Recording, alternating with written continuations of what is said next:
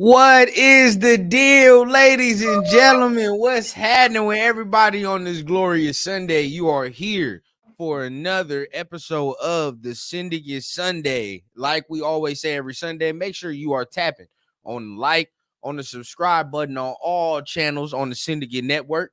As you can see, we only got the 2 members, so you getting the Turf and Rundown special today. We're going to have a special in the building a little later. But first of all, shout out to our guy, Leo. He dealing with his fam right now, so prayers up to Leo and his fam. Absolutely. Chris handling business, man. But I'm here with my guy Turf. Yes, sir. Deal, man? How you feeling on this Sunday? I'm excited, man. I always look forward to Syndicate Sunday. Yep. You already know. We get to talk about all the new undrafted free agents. Yep. I really can't wait to get into those guys, and the reality of the expectations of who's really gonna make this team. I don't know if a lot of people comprehend how many people are not going to make this team that probably is expected, right? Or right. Oh, wow, I thought, but then when you realize that 53-man roster is real, start getting thin, man. Absolutely, it gets mad thin quick. So it's good to see, as far as undrafted free agents. I mean, some people would say, why would we look at that? But then there's a lot of people, like, for example, big boy last year that we got, right? Dalton Wagner, undrafted free agent. Some people are still looking at him. So maybe there's a couple gems within the pot, right, that you can be able to grab and do something with. But you know how we got to do it every Sunday, man. We start off every show on the Syndicate Network. Like you already know, man. Chat lives matter. Absolutely. 100%. So, y'all, like y'all always do, man. Y'all showing up, y'all showing out, man. So always much appreciation for everybody that's in the building. But let's go ahead, Turf, if you can. Let's go ahead and go through some of our comments, some of our guys that's in here. Yeah, absolutely. I'm going to run down every last one of them from the jump. My 2 cents. Raider Syndicate Sundays. My guy, what's the deal? What is the deal? My guy connected. Raiders. It's only one nation. Oh, that's a fact. That's a fact. Absolutely. I'm tired of people saying that, too, when everybody be like, Dolphins Nation, Steelers. Right. Salute Nation. Raiders. Salute Leo. Yes, sir. Definitely take care of business as far as Leo. Facts. Salute to our guy Leo, man. Absolutely. Terrence Sledge in the building. Salute PTS, Turf, Rundown, Chris, Leo, Raider Nation, and chat. That's dope, man. I like your name. You just spell it wrong. I've been meaning to tell you that for a while, man. It's just T-E-R-E, man. It's no A's, no double R. No, I'm joking with you, bro. Yes, sir. I appreciate you on that too, man. Everybody, please hit that like button. Please, man. Please. We don't ask for too much. War Productions in the building. Hey, salute to you, War. Salute, War. Salute to you. Yeah, salute Turf and panel. Salute chat, man. Hey, glad you're here, man. Glad you're here. You guys make it, bro. Exactly, man. I know that timing is crazy. Chatty 707, hot take off the rip. Guard dog going for 3,500 yards and 25 TDs. I ain't mad at it. I mean, ain't mad at it at all. I don't mind. Nah. Yeah. Don't give me, as long as somebody's doing it. What's the interception total, though? That's what you got to tell me. Don't leave that out. That's what I'm going to be with it. Raider Paul is in the Raider Paul. What's the deal, man? Raiders. Yes, sir. Ski Hammers in the building. What's the deal? Syndicate. I love it, man. And last but not least, y'all know my guy. Tony. Oh, what's cracking, my dude? Glad to see you, man. Glad to see you, man. Salute to everybody that's in the building, man. Somebody snuck in here, though. Somebody snuck in here. A Syndicate favorite, bro. Syndicate favorite, man. Jason. Hey, Raider Nation, Jason. Salute. I'm not even gonna lie. I love to put some shit together on the fly, man. Yes, Jason, sir. If you got time, bro, yeah, come in this motherfucker, bro. Yeah, I know, right? Hey, you know what? I absolutely agree. Raider Jason. Hey, Raider Nation Jason. If you can hop up in here, If you could hop in here, bro, let us know, because I would love to bring, man. I've been dying to get with you anyways. I think you got with Leo last Saturday, or at least he was participating. But absolutely, bro, hop up on it right now if you got the time. Please, definitely. But salute to him, man. Y'all already know what time it is, man. Pop in the comment section. As much as we appreciate y'all even being here, we appreciate y'all tapping in with the conversation as well, man, getting everything together. So definitely tap in at the bottom. Today's show gonna be more of a laid back kind of thing, right? Not too much going on within the Raider Nation. One quick one. This is my margarita for Cinco de Mayo. This is my margarita, mango margarita, baby. It is Cinco de Mayo. In my Raider cup. Absolutely. We gonna burn it up for the green right here. We're gonna burn the green for it, but at the end of the day, right? You right, Ray Love. You right, bro. That was bad. Hey. Trying to get with you, no Diddy. That was crazy, huh? You know what, what I'm saying? We gonna we got to put that shit I on deserve there. that one big time. I just slap that on big time deserve that one. Yeah. He said shoot the link. No, I got it. Keep yes, on sir. rocking. On rocking. It's more of a chill show today, man. We Q&A type of thing, right? What y'all feeling, what we feeling, whatever the case, man. Talk shit, shoot the shit, talk some ball for real. We do got a topic that we got to talk about, right? Because 100%. Raider Nation, it's a trending topic in the nation. Y'all that been on Twitter, been on social media, y'all pretty much know what we about to talk about. But right, we're gonna go ahead and look at Ray Love, man. Everybody dying to get on this motherfucker. I like it. So really, right, I want to talk about this real quick while we waiting for some guys to pop in, while we waiting for some guests. But this is a very big topic, and I feel like we're probably gonna go a long ass time on this turf. So let's see where it goes. And that is the Josh Jacobs drama, right? I mean, he's not on the team anymore. Right. But, if you've been on social media, you've been on anything, he kind of responded back, clapped back to the fans saying, hey, y'all didn't want me here. Right. Why would I send y'all a fake ass goodbye if that's not how I feel? Right. That's basically what he's saying. A lot of the fan base, is getting on him. I don't agree with some of the shit that was said. Right. I don't. Right. I honestly, to my defense, I haven't heard anything. I'm not going to even sit here and lie. Well, there's been people calling his character, like, just to give you background so you can get, an opinion formulated on it. People coming at his character, people talking about that hit and run accident where he had something on his forehead, calling him a fake gangbanger and all this other stuff, things of that nature. Say he never really liked Raider Nation to begin with. He was only chasing the bag. These are the things that they're saying. Right, so I don't agree with some of that attack. I mean, at the end of the day, bro, he's not on the team anymore. But it's crazy that this is why I wish Leo and Chris was on here. But we said it right when he did not post a goodbye. You and I said this when he did not post a goodbye. That's all we needed to know. That's it, right? And it's not like we're obligated at all. We're not obligated to say goodbye, but a dude like Hunter, he got released and all that shit. He posted whatever. Your boy didn't do anything. So like we said, we're not entitled to that, but at the end of the day, we understand, right? You don't post that, you pretty much know the feelings. So what are your feelings on all this drama? Everybody coming to him for not saying a goodbye, all that. I mean, I honestly think they're just poking the bear, but I don't know how much the bear has left. Right.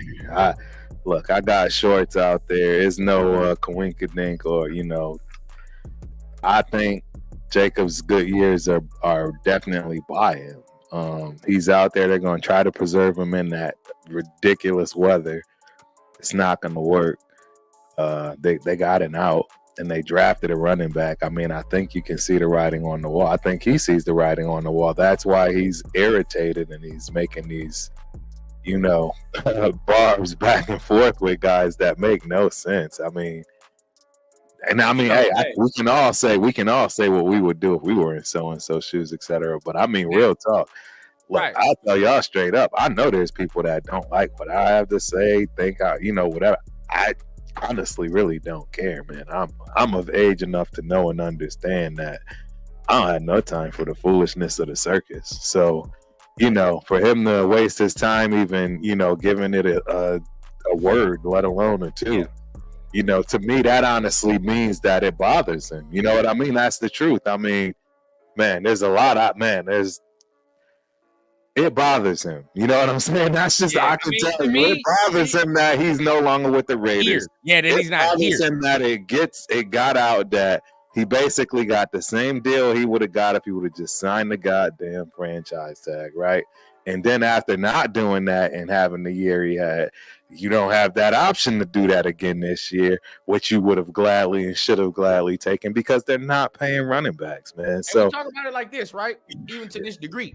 I'd go on and on about that, yo. I'm glad it's you and I right here. I'm glad it's you and I. We've had the similar thoughts on this, right? Because when he sat there and said, y'all didn't want me anyway, right? Lies, right? I call bullshit when I see bullshit. I'm not gonna sit here. I'm not gonna sit here and say I didn't want him because I did, but at the right price though. And I'd say that to his face, bro. Like, because we're gonna get to the point where we're gonna have players on here. We're gonna have to stand 10 toes. That's why I always say stand 10 toes on what you say, bro, because you don't know who watching. At the end of the day, yeah, we wanted him here, but for the right price. Right. And at the same time, some of us, I was going off the fact that you said if AP was hired, if so-and-so dominoes fell into place, you would be willing to take the pay cut. That's what you said. Nobody else said that, right? Nobody else said it. He said that. So going off that, cool. If it don't work, understand it's not to the point, oh, fuck you, Josh. We don't want you here. That's not what we were saying. We're saying as a team, we understand, bro, like number one, we cannot pay him this money as a team. We can't do it. It's too much money for that position. And number two, positional value, right? So we're like, all right, cool. You know, no shade on our end, but where I disagree with Raider Nation is more along the fact, like, don't be calling the man character out of question, bro. You feel what I'm saying? Like, he's not here, whatever. It played out the way it played out. Right. 100%. You know, but we so passionate, you know, we think it's fam, but at the end of the day, bro, like the dude is not here. We as a team too decided not to give him that money. So portions on the team as well. And rightfully so, though, to be honest, bro. I mean, how long are we gonna keep talking? Wait till everybody see what goes down this year. You're not missing a beat when it comes to the running backs that we currently have. It's just facts. It's the same thing. Absolute facts. I don't know any other way to tell people that, you know, it's just not that type of a position anymore. It doesn't. You can get the same production from a bunch of dudes, man, that's less than half the cost of these guys that give you 2-3 years and they broken, because you just can't take 300 touches in the league anymore every year and just hold up. Nah, don't matter. Like, I mean, but and people get on me when I say this, right? But it's true. He's only had one full healthy season, right? One full healthy season. So that's where we go out right there, and it gets tough, right? When we start talking about things like that. And before we get to y'all comments, right? I'm gonna let my man go ahead and get ready. But at the end of the day, I still think, you know, let's see what my 2 cents says. He said Jacobs took his ball and bounced. No hard feelings, but give a rip what he says or does. True. Right. And before we go any further, right? Let me bring one of the guys on stage, man. Favorite, my guy, Jason. What's happening, man? Raider Nation, Jason. Yes, sir. What up? What's up, man? What's the deal with you, dog? Oh, man, enjoying this Sunday, man. How about the fellas? How we doing? Can't complain, bro. Can't complain, man. Shit, you know we had to bring you on. You know, absolutely. Definitely. When we ain't got no other TRS members, we got to bring on the honorary squad, man. Man, always a pleasure, man. I appreciate the invite, man, for sure. So look, bro, you know I want to get some of your take on this as well. I know you be around the social media thing as well, so you probably know what's going down with Josh. You know what I mean, and all the drama that's been coming his way. But you know, what's your 2 cents on that? I mean, honestly, not too worried. Like, you know what I mean? Josh was chirping while he was with us, you know what I'm saying? So, like, actually, I don't know. I'm more focused on Derek Carr when we meet him this year, you know what I mean? Right. We'll get to Josh when we get to Josh, but you know, not too worried about it. You know, I mean, I get both sides of it. Like, he wanted his money. We were in a situation where we pretty much were trying to get the bulk for what we could. You know what I'm saying? Right. So, like, Right. I like the way it turned out. You know, really on both sides won. We won, and he won too. So, you know, it's pretty even kill. Yes, sir. Right. And shout out to Real Talk Raider Nation, man. He says, you know, would you refuse a big raise? Nah, you gotta do what's best for you. Absolutely not. You gotta do what's best for you. Nobody's I don't know if I hope nobody took that as what I said, that I'm like mad or like he did. No, I'm just saying he messed up. Like, he knows he wanted to stay here. I have no ill will or no, you know what I'm saying? I'm totally fine with what he's done for himself. Like, yeah, get the bag, all that. I'm just saying I know he's not happy with what went on, and that's why he's chirping back. That's just a very honest, objective perspective. It is no hate, no. Right. Now, look, I'm gonna give my 2 cents on this, because we talked about this in our group chat, and Jason, you get, you know, let me know how you feel, right? Yeah. So, you know, one of our guys said, you know, sometimes it's the age or whatever. But I said, hey, Jacobs is a year older than me, or whatever the case. We damn near the same age, bro. And even me, I do not be feeling that social media shit he always did, bro. I never felt that. Even when he was with us, he always did that same little, I'm gonna post the Drake shit. I'm gonna post the cryptic ass social media post here and all that. Like, bro, leave the shit alone. He shouldn't even be responding to shit. That's the whole thing, bro. The fact you even responding to Raider people and you on Green Bay, let me know you still got some animosity in your shit. You do. He does. You feel what I'm saying? Like, and like Turk said, he probably still want to be in this motherfucker. He feels slighted, 100%. He didn't know want what I to mean? be. He played chicken and got popped. That's exact, ladies. Right. I'm telling y'all, that's exactly what happened, ladies and gentlemen. His ass played chicken and got popped. Got hit with the okie doke, thought he's about to get a deal, basically got the same thing, maybe $1 or $2 million less. I don't even know how the taxes are when it comes to Green Bay. He better pray it's the same as Nevada, because if it's not, he's getting eaten from that respect. Look, again, I'm just telling y'all facts.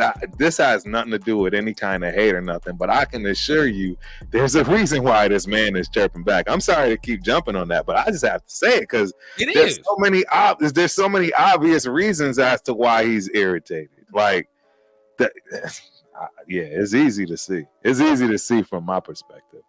No hate. I'm sorry, no hate.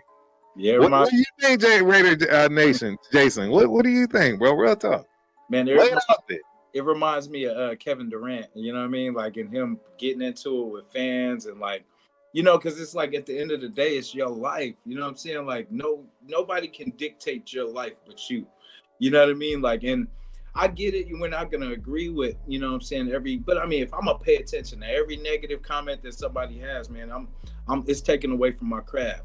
You know what I mean? It's taken away from my time to do what I need to do. You know what I mean? Like, I know I myself, and probably you both too. You guys ain't got time to be arguing with nobody when you know where you're coming from. You know what I'm saying? Like, when you feel me? You know what I'm saying? Like, you talking to a stranger about your life. Like, you can't do that. You know my situation, my pockets. You feel what I'm saying? You like that, and that's where I come from. You know what I mean? It's like, I understand. Cool to social media. You can say all that. It's a different era, different age. We the same age, bro. I'm not finna argue about my pockets to somebody that don't know me. Don't make no sense, bro. You feel what I'm saying? Like, childish. That's energy wasted. And like, at the end of the day, bro, I'm gonna get off that whatever app I'm arguing on, be mad, and still have to do whatever the fuck I got to do after that. Like, it doesn't make no sense to me. Chilly in the building. And shout out to hey, Shaq, but facts, man. Look at that. Look, they not like us, bro. They not like us indeed. Damn, and by the way, if anybody need to know what side I'm on, it's West all day, bro. Don't start with that. K-Dot already won. Man, bro. Listen to you. Is this what I'm stuck in right now? Hey, don't get me wrong. See, don't get me wrong, because this is the beautiful thing about being an East Coast hip hop kid, because Drake ain't from nowhere. We claim, so we don't gotta worry about what side is what. But I'm gonna keep it real though. I mean, I know a lot of guys I respect that think Drake will win, and I'm just keeping it a buck. That's I'm crazy. Look, and a rundown. A rundown. I sent you when I first heard. You know what I sent? I was like, yeah, he's murdered him. Like I thought Kendrick murdered him, and I'm just letting y'all know. I know some guys I really respect in the game that's just like basic. Knew it, figured that out before. Already saw it coming. The people did that already. Next, I'm just telling y'all how cats is really feeling. That's deep in that game. I'm born and raised. Bro, I'm a 75 baby. You're not going to find many heads that seen this from the rip, from the jump. Just telling you. And what he say? Certified liver boy, certified. I'm an hour away from Harlem. I'm an hour and a half, 2 hours away from Harlem. Like, yeah, you're not gonna tell me what I don't have any knowledge. You know what I'm saying? So, but real talk. Look, I thought Kendrick. The body blow is hurt. I don't know how he got up. I'm gonna just leave it at that. Let's say that because I'm gonna get into it. I know we got into it. We got into it. I'm already on that. But right, keeping it Raider style because my guy Jason in the building. Right, I love it, man. I love it, bro. We so happy you able to top on like this. Man, right, you know what I'm saying? You add a whole new element to the show. Now, what I want to know, right? Because I ain't really hollered at you about this draft, right? As far as draft. What's your favorite pick and what's your least favorite pick? Where you at with it? Oh, I'm going to say I'm going to really go Brock Bowers because, I mean, it could have went anyway. You know what I'm saying? And I'm glad we added something that is another toy. You know what I'm saying? Like because remember, I was talking wide receiver, right? You know what I'm saying? Trying to get a wide receiver too. And I wanted DB. You know what I mean? You guys know I wanted DB, but, Raiders, we gonna Raiders, you know what I mean? So we went a different route, but it kind of filled my, desire for another weapon because I was thinking like another speed receiver or something like that. But this gives us another dude like that can break out into the slot. He can really make some moves. And with Mayer, now that we see that Mayer is healthy, he's running around doing all the, the stuff we need him to do. It just looks good. You know what I'm saying? Like it evens out this offense. So that's why I like that pick. I also like the Eckenberg pick too as well because I feel like that's something we've been needing for a while to kind of, we've got by with the linebackers that we have, but you know what I'm saying, it was good to add to that and see it's kind of going to put that pressure on like the Bernays and you know what I'm saying, even the Masterson, or really, I mean, honestly, I think it puts more pressure on Diablo, and I think that's why we kind of. There it is, bro. You know what I mean? That's what we picked him. So kind of, really, that's pretty high. You know what I mean? But we got somebody that I think was on a lot of people's list for, if worst case, if we had to get a linebacker, we definitely got a good one. So, for sure. The Trey Tucker pick, I don't know why, but because, to be honest, I had never heard of him before. He got drafted. But I don't know. There's something feels good about this, about this kid. Like, I don't know. I just got a feeling. So, definitely looking out. The Delmar Glaze kind of surprised me because there was so much good meat on that at that pick. I think third and fourth round. Yeah, we're gonna have to give. Hey, you my dog, but I'm gonna have to give you one of those. The rock on that right there. That was crazy. Yeah. That shit was wild. That was good. Yeah. So and I like the DBs that we got. I think both of them are gonna be cool. Like MJ, I never really heard of before. I didn't know really too much about him, Devonshire. But I definitely like what I've learned so far. So I think this draft was pretty damn good. Like I really did enjoy because I feel the Delmar Glaze pick, only for me, I understand the need. You know what I'm saying? We needed a tackle, and the way everything was going, it was pretty much like he was kind of our last shot at, somebody that had the long arms that could, you know what I'm saying? They can really be a true tackle. Yeah. But there was people on the board. I was gonna take a snapshot too of both of those at both of those moments in the third round when we picked and fourth round to see who was on the board. But yeah, it was kind of crazy. But for the most part, I'm definitely happy with what we did. I give us a B+ for what we did. You know what I mean? I like that. I like that. I like that too. I That's think that's what I gave, right? I gave the same exact Yeah, grade. I think I'm pretty sure. yeah, I think everybody gave it. I think I gave it B too. Not gonna lie, I think I gave it B+. And the only reason I couldn't go up to an A was just because of the fit for Bowers. One, right, like not even fit, but just like the need. We didn't need it. So it was like, all right, you know what I mean? And then some of the reaches within the 3rd and 4th round, I believe. That's where it kind of brought it down to me. Yeah. See, this is where I start to drink the Kool-Aid, man. And I'm not gonna lie, real talk. I like you in many ways, no matter what. But look, I straight up dropped a short on it. But look, ladies and gentlemen, real talk. This dude can play fullback, running back, slot. Mm-hmm. Wide receiver 1, wide receiver 2, tight end block, tight end wide receiver. There is no way to really be able to key when we're in quote unquote base if he's actually that 3rd / receiver, if you will. It's impossible to understand, and there's no way you're going to be able to prepare for it. And that's just the facts about football.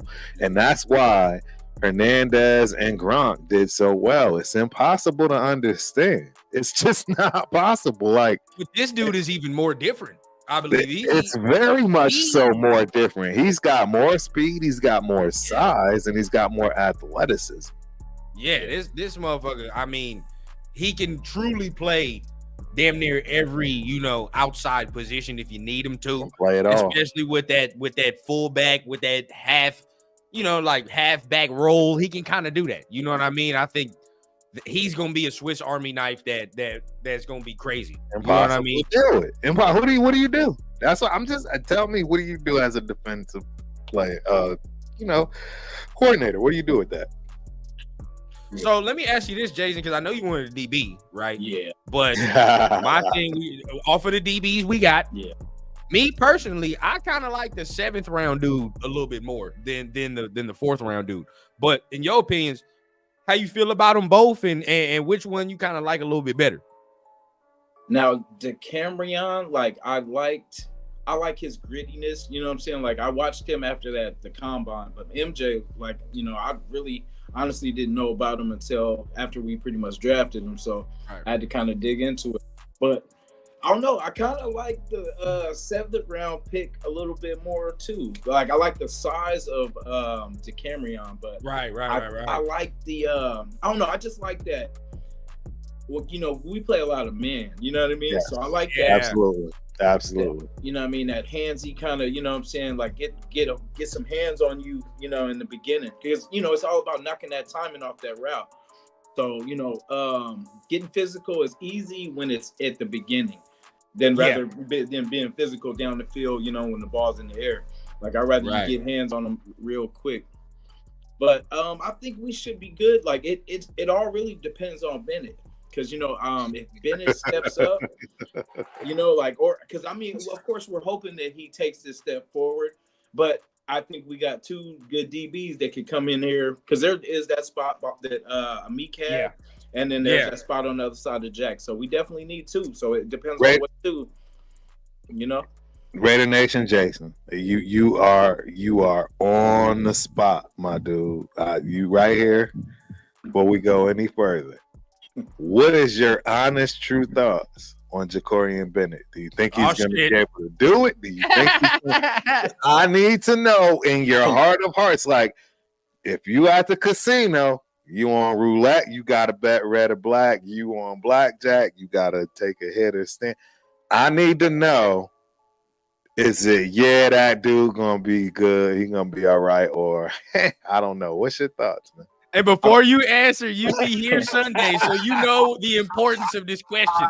This shit right here is a syndicate divider right here. This is a big one. But go ahead.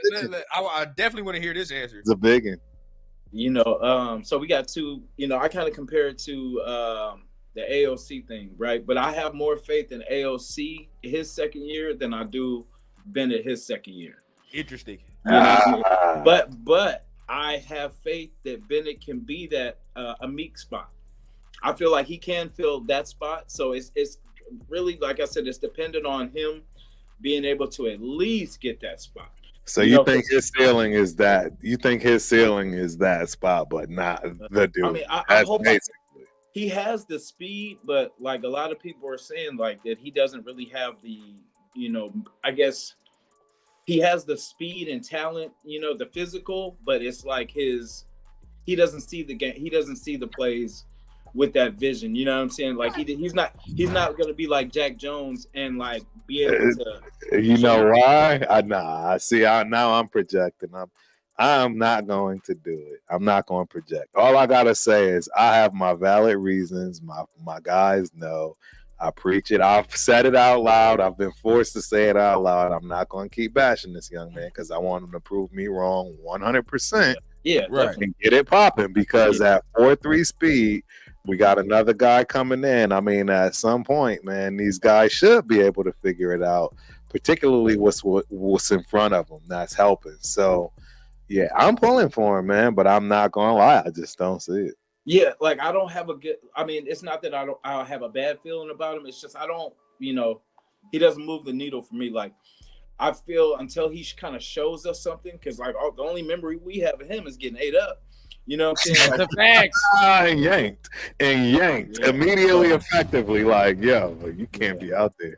Even AOC didn't get yanked. I mean, he actually won us games at the end. Turf, that's crazy. Don't start that, Turf. That's a lie. AOC has won us 0 games. Well, you know what I mean by won us games. See, and that's what I'm saying. He won us games by not turning the ball over as a rookie. Most rookies turn the ball over, bro. He was like, yo, look, I'm going to suck. I'm going to throw 60 yards in this game, but I didn't throw a turnover. I didn't create a turnover, and I'm not the reason we lost. And if you can't respect that, I'm sorry. I don't know what it is you're thinking. No, I respect that. I don't know how you I respect that, but you know what I mean. We all know what I mean. I know, but that game to me was such progression, such a genius mind of understanding. I am out of my league. I'm just not messing this up. I don't care what people think. You know what I mean? It was just such a display of just cold as ice, like, yo. And the people, we aren't seeing it as a fan base as a whole. I see it. I know a lot of guys that's seeing it. But this kid is just producing cold as ice veins mentalities. And oh wait, before we talk about Aiden, let's stay on Jacorian in the corners. Yeah, for sure. Let's do it. So I as far as what Jason said, I agree, right? The Amik role is where I think he's going to be slotted, because that's why I think they got rid of Amik, because they gonna let Jacorian do that.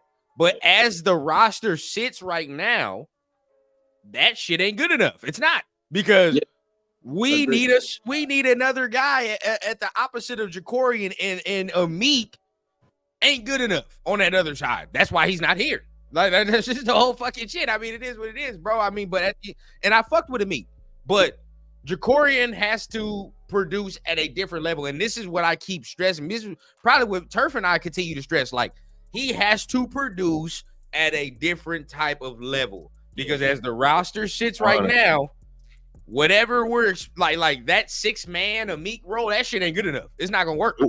Not at all. So before we continue, I want to we got another special guest here. With all, you know who I got to bring to the stage. Run down in the building. What up, fellas? Man, salute. Man. How we doing? What up, big bro? Tell how y'all doing, man? We doing well, bro. Feeling good. We over here talking about the cornerback situations from the draft and Jacorian Bennett. I was saying, because Raider Nation Jason right here said that Jacorian Bennett being the Amik Robertson role, that's where he can see him, right? And I agree with that. But I'm just saying, as the roster sits right now, it's not good enough, right? He needs to do more, just because we need another guy opposite of Jack Jones. You know what I mean? And I think that as it sits right now, I would say he's the guy, unless you want to put one of the rookies there, and we starting all over again. Yeah. Hey, first off, I want to say what's up, Jason. Nice to meet you, brother.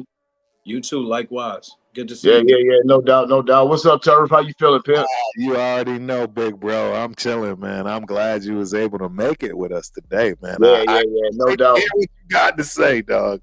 I'm excited. Yeah. Real talk. Yes. Shout out to Chris. To my guy, Chris. Protect the shield in the building. Salute to Jacorian Bennett. Well, the Jacorian Bennett thing, it's interesting to me because I think the last time I was on, we talked about it. That was one of the combos. And honestly, like I said the last time, from my perspective, I'm anxious to see what the kid does, in his second year. You know what I mean? Like, it's kind of hard for cornerbacks, except for some of the exceptional ones, just to kind of walk in and really be that impact guy like that. You know what I mean? Especially a 4th round pick. But he showed some things. He started at the beginning of the year, so he must have showed something. You know what I mean? I just think he regressed a little bit. He got knocked around a little bit, some injuries as well. You know what I'm saying? But the kid's got hella athletic potential. We know that. He's a 4'3" kid. You know what I mean? He got some dog in him, and they seem to like kids for the Maryland program. You know what I mean?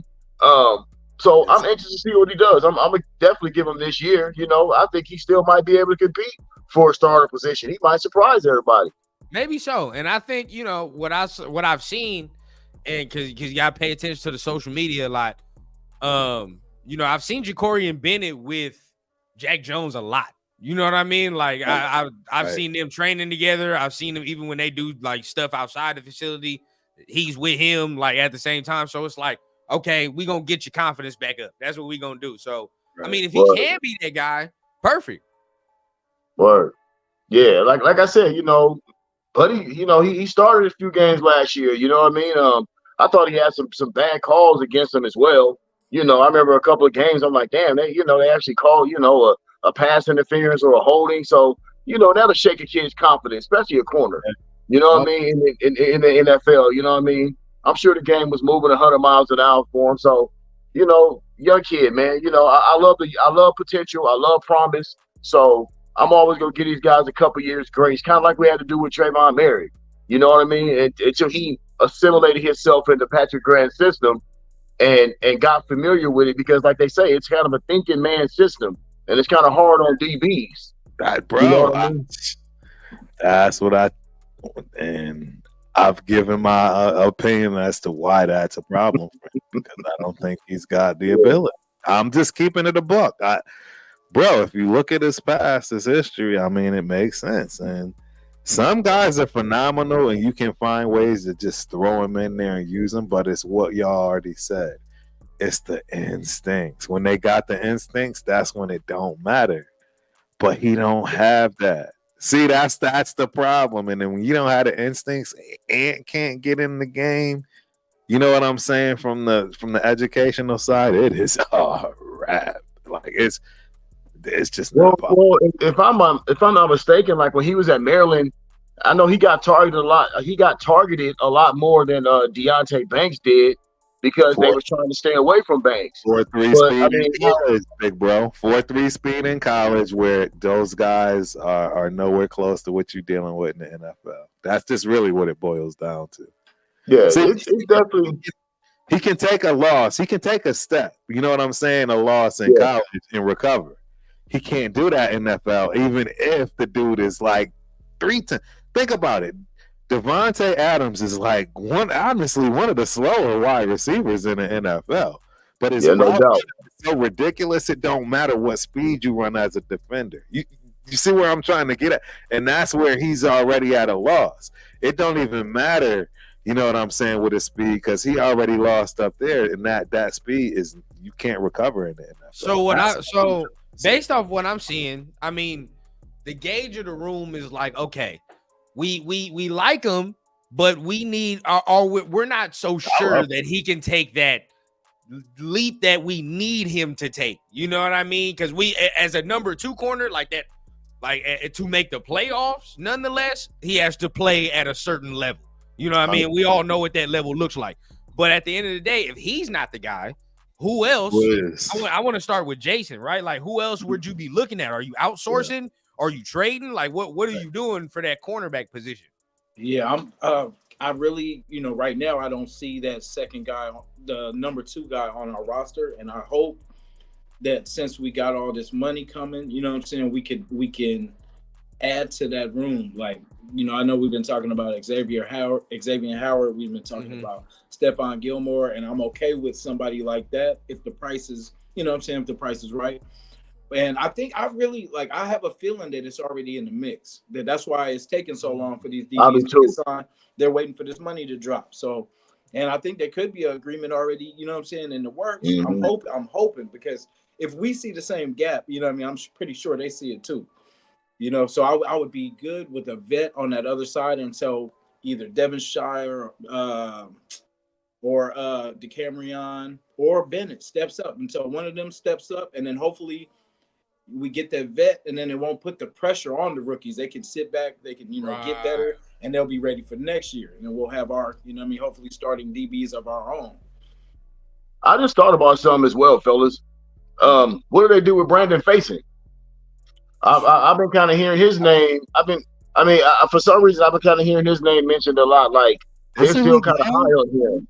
I thought he was gone though. Didn't he get like a DUI not too long ago? No, he's still there on the team. But let's all be honest here. All right. Facing is Swiss cheese. All right, he's Swiss cheese. I love the Raiders, bro, but I keep it real. Even if we get players or whatever, I want to keep it a bean, bro. He wouldn't strike no fear into my heart if I'm game planning. Like, you know what I mean? I'd be like, shit, bro, who? You know what I mean? I'm like, shit. He's not there. Like, so I think we gotta find a guy. Like, personally, and I said this with Turf on Thursday. I think we have to find a veteran one because our cornerback room is young as hell. It's young as hell. Now you just added like 2 rookies in there, and now it's even younger. Gotta add some veteran leadership to me. And at the same time, with this D-line, and we know what we could have, I want a guy who has proven instincts because there's going to be a lot of batted balls. There's going to be a lot of errant passes. I want a guy like Xavier Howard who know how to take the ball away. That's just me. That's my first choice, too. Yeah. You said that's the first choice? Yeah. Xavier Howard will be my first choice, without a doubt. You know what I mean? Stephon Gilmore, he'd be cool, too. He's 34. I kind of like feels like Xavier Howard might fit what we do a little bit, style of play.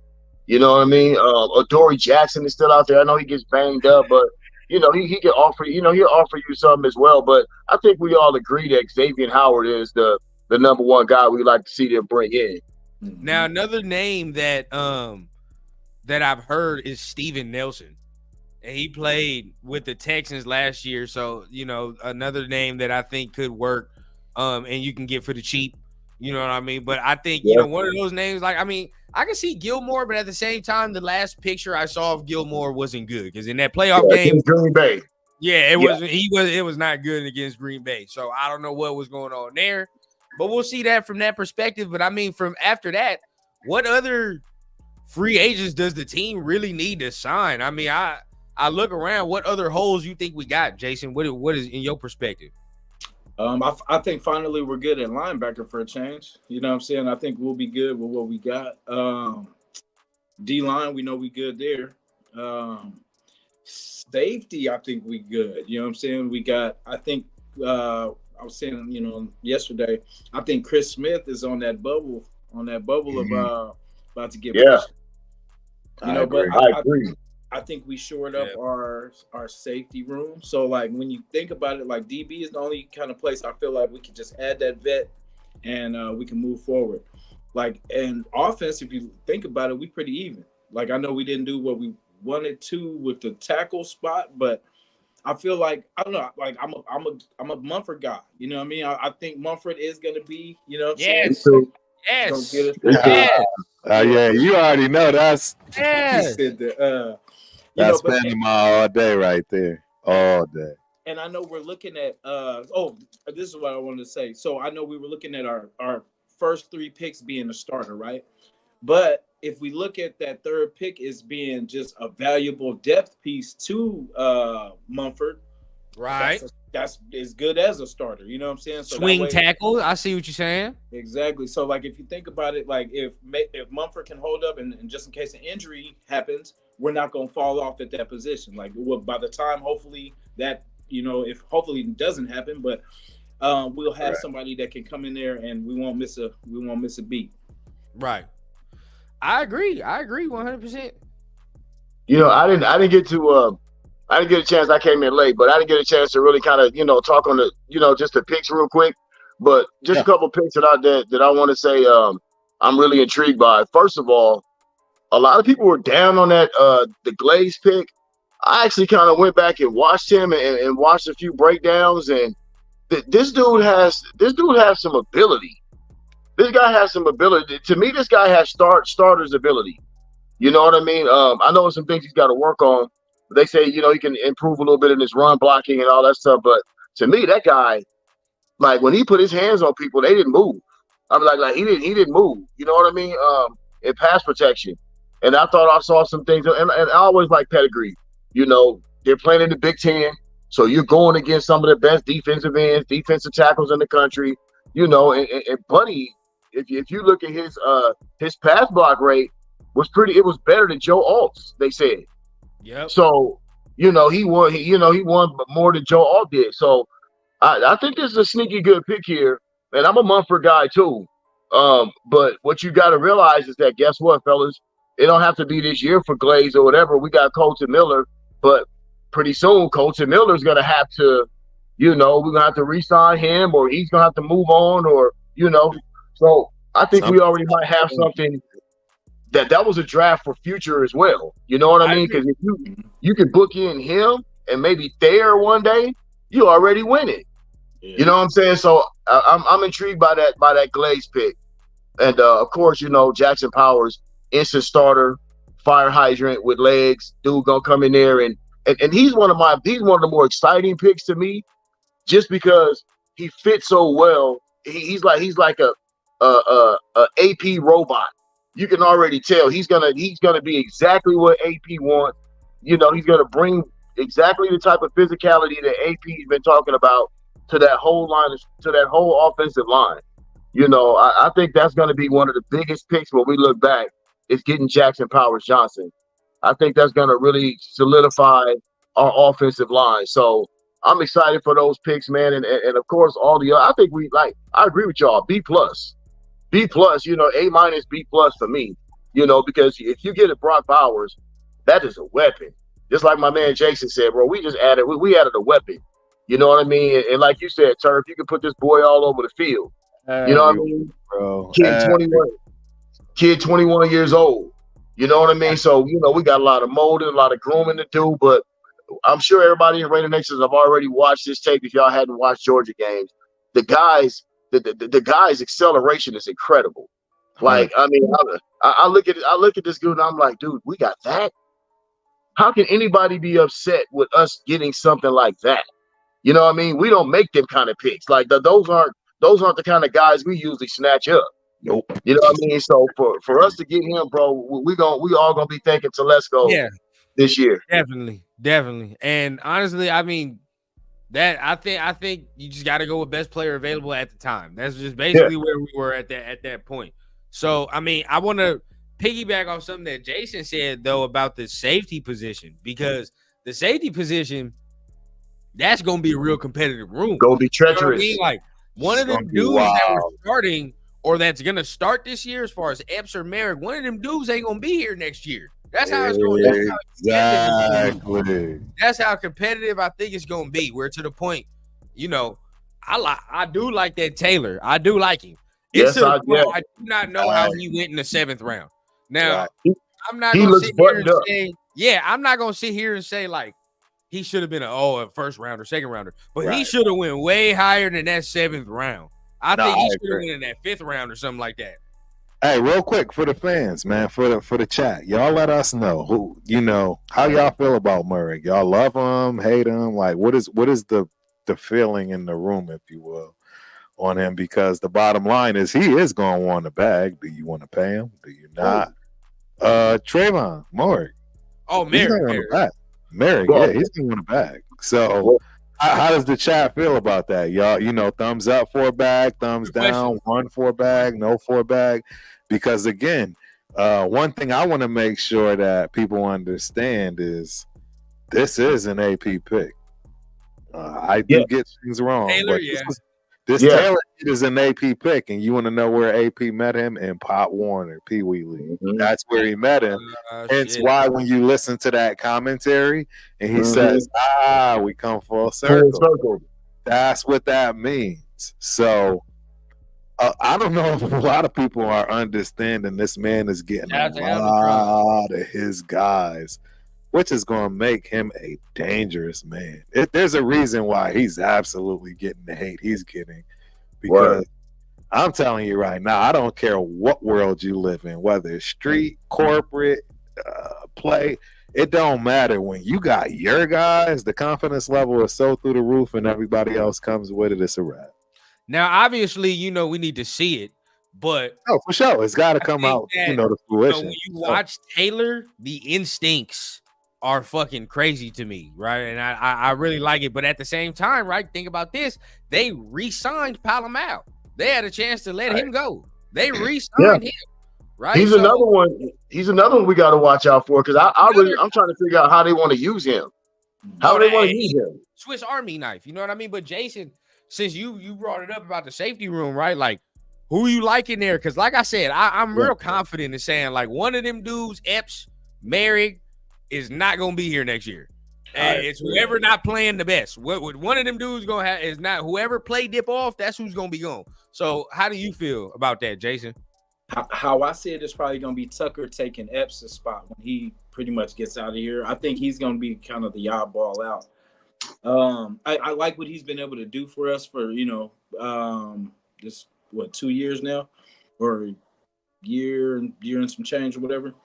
But I think Trey Tucker will be the. You mean Taylor? Oh yeah, excuse me. We got Taylor. Yeah. But I think Trey Taylor will take that. I almost said Mike Epps spot.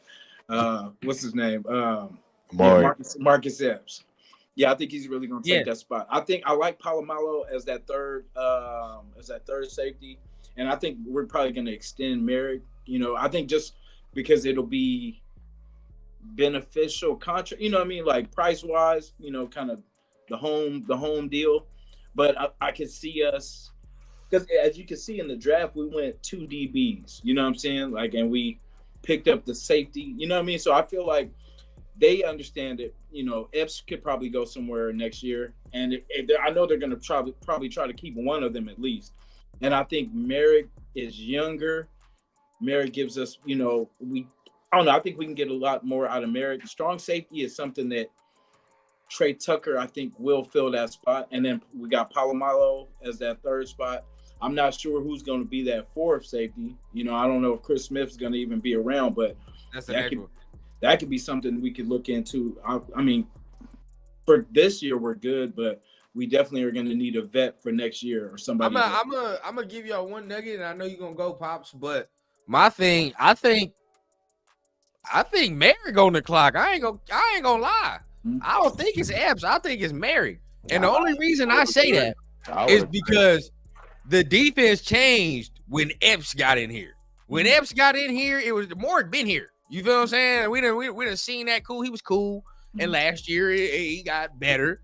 But you can tell, bro, like the confidence, the attitude, you know what I mean? Even to the degree of communication, right, on the field, got better when Epps got here. You know what I mean? So I think watching what Trey Taylor does, Merrick on the clock, bro. I've been said that. We expected a lot out of a second round safety, bro. He on the clock.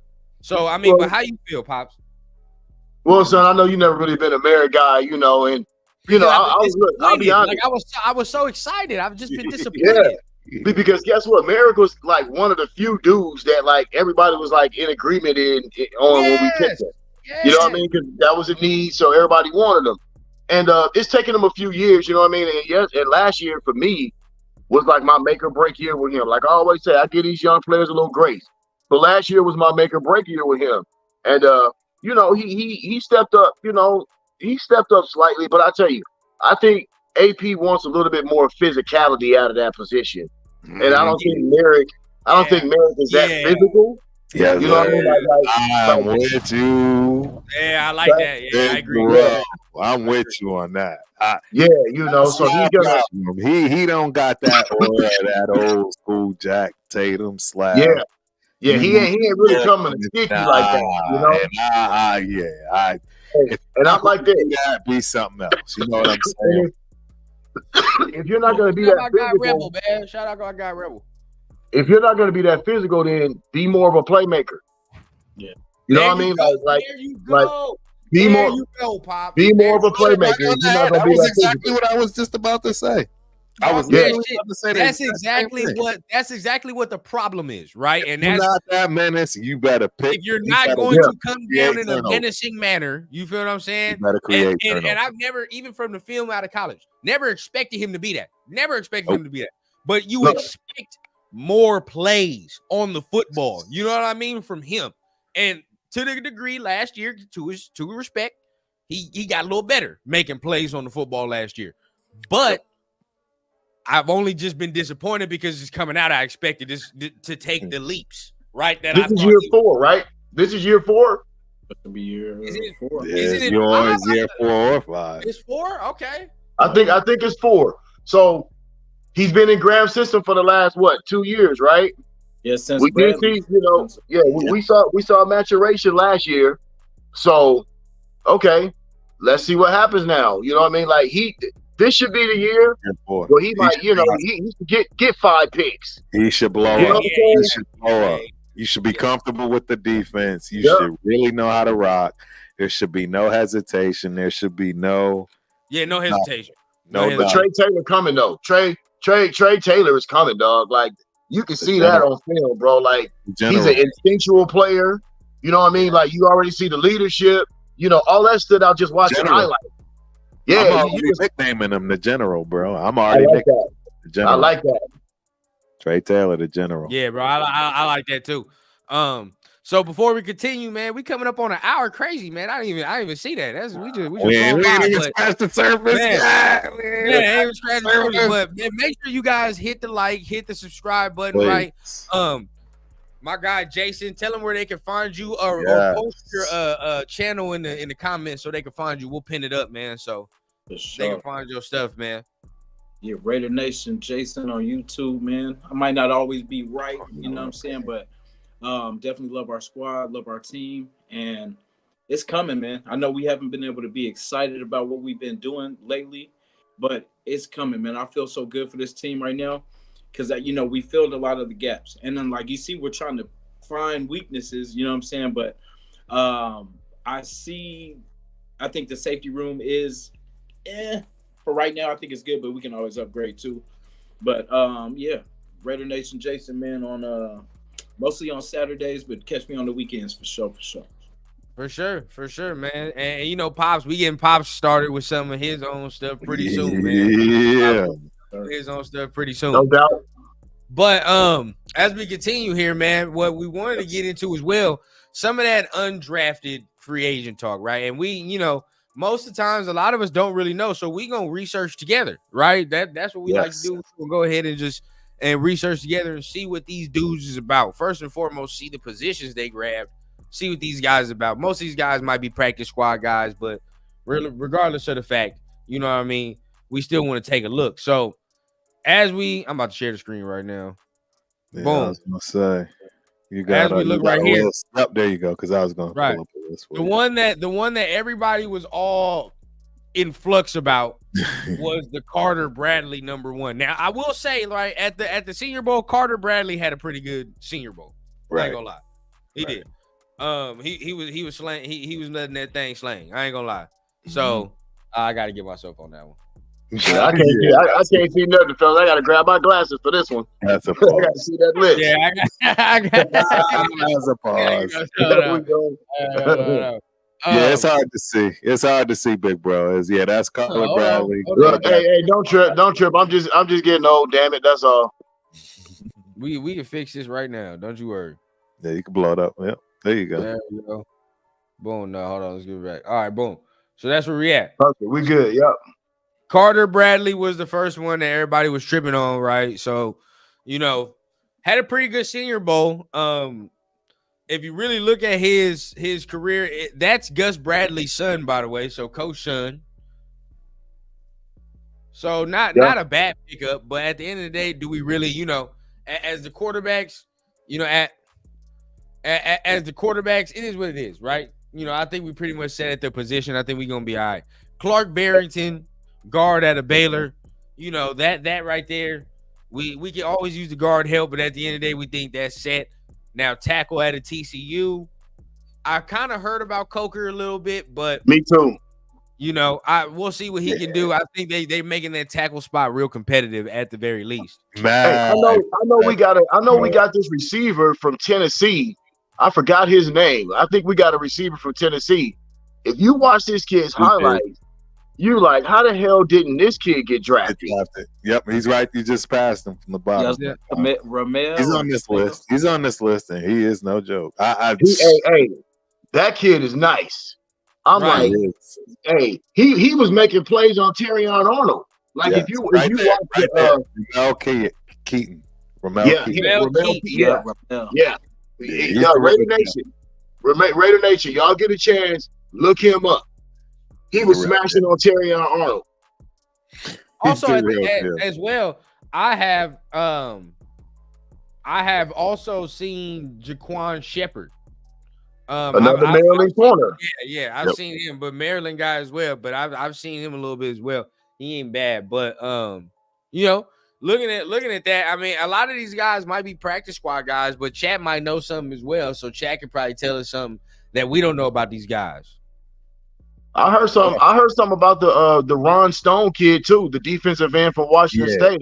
He's supposed to. Yeah, I heard he pretty beastie too. Yep. Yeah. I mean, Tadashi thinks Jaquan Shepard has a good chance to make it. He's pretty good. As you do see though, I think that Tennessee guy, I saw a glimpse, but Pops, you said you saw him. You think he got nice. I know what you're talking about. He nice. And that Lakedrick Griffin, he's another one. He's another one. Like he's an all-purpose dude, kick returner. You know what I mean? Kind of a utility guy, but he can go too. Right. Lie to trick. Yeah. So look, I mean, honestly, lie to trick. I'm looking. The D tackle, I probably don't have a lot of hope for him making the roster, right? Just one from Iowa, North Carolina, right there. I mean, that's you know what I mean. Don't have a lot of hope. Now I see they signed 2 defensive ends. Yeah, I've been saying we need another end, but we'll see. Baylor, North Carolina. It's a D tackle from Iowa. What the hell? I'm just forgetting everybody's names today, but it's a D tackle from Iowa on there. Noah Shannon. Yeah. He's another one that I've been hearing good things about. Yeah, Noah Shannon. I watched his tape. That's different. That that might be one that might be able to do something right there. The guards, I don't, no, not really too much big hope for in the guards right there. I mean, we got what we need. Right. I mean, as far as the whole thing, I mean, to me, it's just that's where I think this is more practice squad guys filling up the roster with depth. Preseason, we'll see what they got. But as far as getting in, I don't think a lot of guys from this list will be, on the 53 man when it's all said and done. Nah, not really. You guys know it's gonna be another nasty battle on the low. That defensive tackle spot. That defensive tackle spot, that's gonna be blood sport too, y'all. It's a lot of guys. It's a lot of guys on that D line. We talked about the corner position, right? But we can jump to the defensive tackle because honestly, there's gonna be some guys that's probably not gonna make it. Nesta's on the bubble. Byron Young's on the bubble. Correct. You know what I mean? Like these are guys that they're gonna have to show something this year. To be honest, I mean, like how much faith do we have in those type of guys? What about you, Turf? I don't know how much faith I really have because these guys are hungry, man. These kids that they're recruiting, they got to be careful, man. They better come in, camp ready and prepared to take over their spot because otherwise, These kids want to play for AP. They want to play for the Raiders. They want to play for that legendary team. That's just facts. I'm just letting you know it's time. It's our time. Yeah. People want to play for us. It's not they want to play for us. I swear, I think Jaden Daniels had no problem with the sabotaging things that was being said, and right, he like, I'm all of the Raiders, I'm Gucci. Like, I think he was more than okay with that. So, yeah. I actually felt like that was him and his agent's last ditch effort to try to make that shit happen, dog. They tried, you know what I mean? They tried their own little way, you know what I mean? So it'll probably come out. What, like I said, but you know what? You got to look at it, man. Look at the haul. Look at the haul that we brought in. We didn't get Jaden Daniels, but if we got Jaden Daniels, we wouldn't have Brock Bowers and Jackson Powers. We got 2 starters off the rip. You know what I'm saying? With the first 2 picks. Right. You know what I mean? So I think it's all going to average out. You know what I mean? It's all going to leverage out in the long run. You know what I mean? I think we got 2 guys that could be perennial Pro Bowlers with 1 and 2. You know what I mean? So I fully agree. I mean, but when you look in, though, I think at this defensive tackle position, though, I think like some of these guys that we talk about, I mean, somebody even talked about Matthew Butler right here, right? Like somebody said something about Matthew Butler. I don't even know with that one roster, right? I don't even know. Like, I already gave a grade on him. Don't get me wrong. He's a he's a Super Bowl winner. So I mean, and he's always held his own. Don't get me wrong. I mean, you got to take the good. Who, Matthew Butler? Yes. He played with the Patriots, man. He's Patriots for 4 or 5 years before he came to us. Got a chip with him. You talking about Adam Butler, right? Oh, my bad. No, you're right. Yeah, you confusing too. No, I did. I did. Tennessee. It ain't done nothing. I did. Nope, I did. I zoned out. You absolutely right, big bro. I zoned out right. At the end of the day. Oh, okay, yeah. Well, no, it's all good because I'm like Matthew Butler. I haven't seen. Right. I haven't seen Byron Young is another guy that we got. We got last year, and we didn't see anything from him last year. Nesta J. Silvera. A lot of people like the one game they saw, but now it's like, all right, now what's next? Didn't even play after that. You know what I mean? Like, what's after that? So now it's like, are those guys gonna make it? Because depth is needed, right? At behind, we can't just have Christian Wilkins out there for every snap. You know what I mean? Like somebody. Now we got Adam Butler, that's good. You know what I mean? And then we got what big boy John Jenkins. We got John Jenkins as well, but we got to have more rotation in there. We got to get more rotation in there. Well, I think also they brought Butler and Jenkins back because they want the mentorship. They want the mentorship, because I think Nesta's gonna probably make it. Nesta's got some natural ability. You know what I mean? I think he's one of them guys that just needs to be coached, but he's got a lot of natural ability. You know what I mean? As a defensive tackle, he can move. He's a little bit athletic for his size. So I think bringing those guys back, some of that is just to mentor these younger cats that they have. Like Byron Young, I didn't see enough of Byron Young to have an honest opinion, to be honest with you. So I can't really sit here and say what he's going to do or what he's not going to do. I agree. But he didn't flash last year. I can tell you that. He didn't flash last year. He had ample opportunity to do it. I agree. And so I came away disappointed. I don't have a lot of confidence in what can be done. You know what I mean? But at the end of the day, we'll see. You know what I mean? What goes on from that. But last but not least, man, we get into our final topics of the night. So salute to everybody that's in here. We appreciate y'all. We coming up on that hour and 30, man. Much love. Raider Nation Jason will be back in just a moment. Oh, yeah, absolutely. Just like that, man. Yeah, just like that. My guy is back right in the building. You know what I mean? But coming off of it, we talking about all the picks and everything. So what's your most anticipated camp battle? Like, honestly, for me, it's got to be that got to be the quarterback, of course, but I think that's too easy, right? That's too easy. We all say quarterback. And of course, I need to get both y'all opinions on that before we leave. Oh yeah. But besides that, right now it's corner. I mean, but if we don't sign no veteran, it's corner. So, what's your most anticipated camp battle? Let's start with Pops, man. What's the most anticipated? Well, like you said, quarterback is, that's already self-explanatory. Honestly, that offensive line, I don't know if it's all settled there at right tackle. Like I said, I'm kind of curious to see what goes on at right tackle, even though I like Thayer Munford. I don't know. I think this Glaze kid, he might have a little something. So that's something to watch out for. And then, the cornerbacks as well, depending on who we bring in. You know what I mean? Because I think we all got Jack Jones penciled at one spot. So basically, if we bring in a Xavier Howard, it's probably done data on that level with the cornerbacks.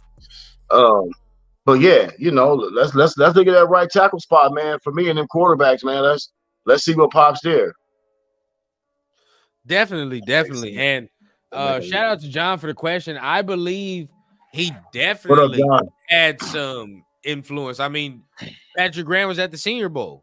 Correct me if I'm wrong, but I believe he was coaching the Senior Bowl, so I think he got to see some of these players firsthand. You know what I mean? So I'd be curious to see how many players from the Senior Bowl that played in that game are a part of this team. You know what I mean? I know Jackson Powers Johnson is one of them, but as far as defensively, I want to see what else is there. But Jason, how do you feel about most anticipated camp battle? Oh, I definitely agree with the DB situation. I think the quarterback, like you were saying, I think the quarterback situation is going to be a raw competition too, but I think it's going to end up working itself out. You know what I mean? But I feel like the DB situation for sure, and kind of the running back situation for me too. I kind of want to see who's going to come out on top as that second, you know what I mean? That second. Good point. Yeah, that's a great point. Didn't even think about that. The running back situation is the next one because who's going to be that second guy, right? Who's going to be that second guy? Who's going to be the guy that can come in here and because Zamir to me is one, right? That's RB1 until further notice. Right. But RB2, what does that entail? Like, you know what I mean? Do we need a bruiser? Do we need more of a speed dude, which we got in Laube now, but I don't see Laube getting that many carries like that. You know what I mean? Not year one off the rip. Yeah. I really think Laube's gonna work his way into a third down running back spot early. I like that for him for sure. Yeah, I think he's gonna be getting a lot of passes out the backfield, bro. He's gonna be a staple in that backfield on third down. He's bigger than I thought too. He's bigger. He's a little more physical than I thought. Yeah, we got to get through our guy though first. He got to get through our first and foremost. Amir. And that's the thing. That's what I love about, look, he's proven to have done everything we've asked for, including the special teams where he's a leader in that perspective. So you got to give him his props from that respect. He's never really had the chance to get more of a role, if you will, with Josh Jacobs being in the building. So now with him gone, you got to at least give him a shot, in my opinion. I'm not saying that he's the bona fide, third down guy, right? I'm just saying that you can't just push him to the side for a kid that, is coming from where he's coming from in Laube. And again, this ain't no disrespect. I'm just saying the league is cold and it teaches you real quick. You think, some of these guys that's coming out, they look great in college, but they fizzle out quick. And a guy like Abdullah coming from Nebraska, I'm just saying, I think he's lasted this long for a reason, and it's too quick to bow him out. You know what I'm saying, if you will, on our account. And Laube. No, don't get me wrong. I like Amir. I like Amir. I look at this kid's skill set. Go ahead. Yep. I'm sorry. I look at this kid's skill set though, and I just think that he can be a contributor. Like I think he can be a contributor in addition with all those guys. But I think he has something to offer this year based on his skill set and what I saw. Oh, yeah, absolutely, 100%. What I love about it, go ahead. His receiving skill is going to be the what separates them. You know what I mean? And who has the better impact receiving wise between him and Abdullah is how the snaps is probably going to be distributed. You know what I Not mean? only that, pass protection too. He's got to be able to pass protect. That's one thing. You ain't gonna be able to play for AP And if on third down. On third down, you can't pass protect. I was going waiting for us to go through this because honestly, I'm not. That was my situation. Meaning you were going around asking the question, "What's the battle?" The battle is that running back position because people are just immediately forgetting about a lot of those other guys that's still in the fold, that's under the covers, that they don't understand are ballers in their own right. And that's why I say with Lobby, I love him. I'm praying he gets his shot. Trust me, there's nobody rooting more for him, but it's an uphill battle. And that goes for the guys that's been on the practice. We got guys that's been on the practice squad I've been ranting and raving about, and they still haven't sniffed. But now we think that a 6th or a 7th rounder is just going to come in and wreck shop that came from the FCS series. And that's no knock, that's no clowning. I came from there. Look, I'm just saying, let's put things in perspective. You know what I mean? And understand, like, more that we should be talking about is the fact that we're sitting here talking about the fact that there are a lot of positions that people are battling for. We've never heard about this. We've been praying about, well, who's going to do what? Now it's like, who's going to get cut? Because there's like 3 dudes that can do this. And that's the thing. I think Lobby can absolutely do this 100%. He's got guys in front of him. Yeah, definitely. He's got people in front of him, and we'll see how that goes. I think but he's definitely got a chance to do something, and definitely has a chance to make this team and have an impact as well. 100%. So we got a guest, ladies and gentlemen. I want to make sure this is the first time this young lady has actually ever been on the platform. So shout out to Miss Willie Flawed. Hi. How you doing? I'm well. How are you all doing? Doing well. Fabulous. Awesome. Well, I'm happy to be here. I don't know what you want to know about me, but I will be honest and say I'm not a Raiders fan. I'm a Steelers fan. I'm having trouble hearing y'all, fellas. Can y'all hear me? But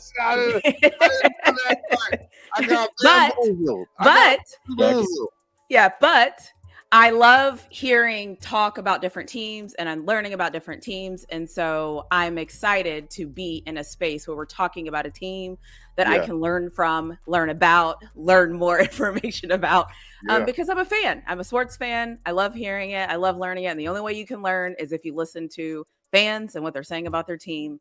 And so that is me. You're in trouble, Bill. Bill, you're in trouble. I just know.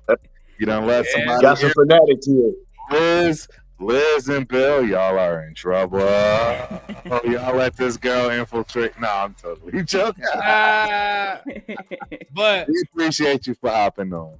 Of course. Yeah, definitely appreciate no doubt. you, welcome, man. So, thank you. I know you say you're a Steelers fan, but at the end of the day, how much do you know about the Raiders? It seems like we play y'all it seems like we play y'all every year, and like somebody's quarterback is either hurt or it's like a weird game, or it's like something. So the funny thing is I was actually cheering for you guys the whole season after the head coach got fired. So I was the first one on the bandwagon of like, okay, I like where this is going. This looks good. And so I've always watched what the Raiders are doing. I feel like the Raiders have a fan base that's loyal and consistent no matter how their team is doing. And I respect that because a lot of fans aren't like that. I like good, solid, consistent fans. And so that's one thing I like. Obviously, when you guys got Devontae Adams, I was like, let's go. Love Crosby. I've been cheering for and hoping for you guys get a running back because I feel like I wasn't sure what was going to happen in like free agency or what's happening, how the team is building. I watched the draft. I was hoping for a quarterback, but then once all the quarterbacks left, I was kind of like, don't do it. So I was excited that you got Brock Bowers. so I feel like I like what I'm hearing though. I feel like from you sure you're not a Raiders fan? Yeah, I'm a football fan. So I appreciate what I think the Raiders are building and how I think the direction you guys are headed. I always say there's like being a Steelers fan, obviously some of us are like, we're going to Super Bowl every year. Some of us are a little bit more reasonable and we're like, we're probably going to have a winning season, but can we win a playoff game? That's like our hurdle that we can't get over. So I bring that same type of honesty when I'm talking about other teams and what's going on. But I also just want to say, and I wanted to come on here because I have a question actually. Sure. I am watching, I'm a Texas fan. I'm on the Colorado Buff bandwagon, but I'm not like delusional like a lot of that fan bases. What do you all think about Shador becoming a Raider if he's available next year in the draft? Wow. Hey, it's all right.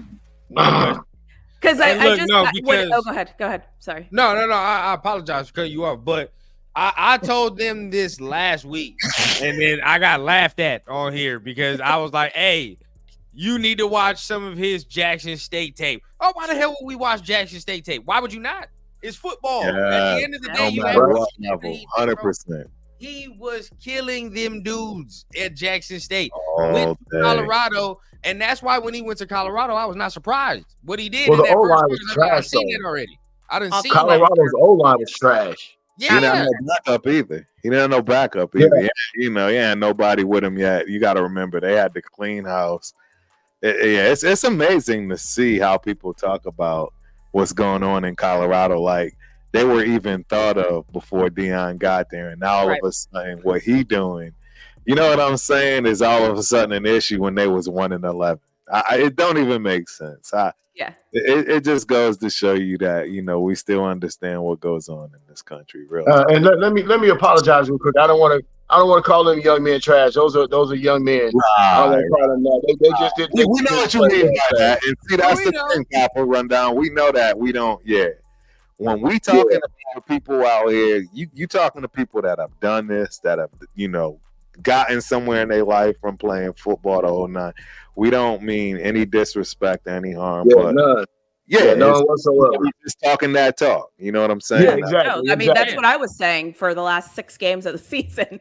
So I hear you. Look, if they was pros, we could call them trash. But they still college young men. So exactly. They ain't getting paid yet. So I agree. No, at the end of the day, but Pops, how would you feel on Shador?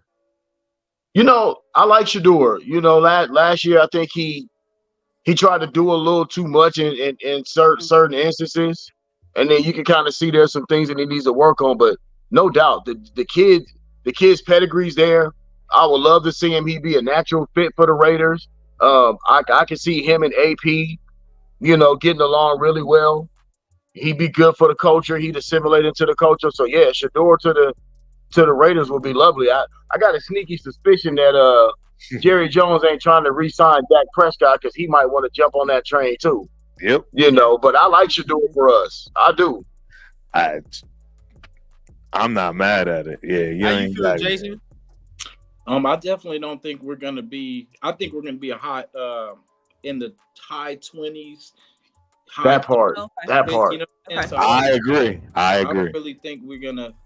I understand. Won't even come close. Won't even be snatched. Yes. Yeah. So, but you think I like your thinking. You think he'll go top 10 then? Oh, he's top 5, top 3. Yeah. It's interesting to hear different people have different opinions on him. I 100% agree. Very polarizing. That he's a top 10 pick. I don't know why that's even a question to me. I think that he's definitely, I don't know about top 5, but top 10 for sure. Now I start to see Carson Beck be picked ahead of him for some odd reason, which I'm like, I don't understand that at all. When it's all said and done, trust me, he will be top 5, probably top 3.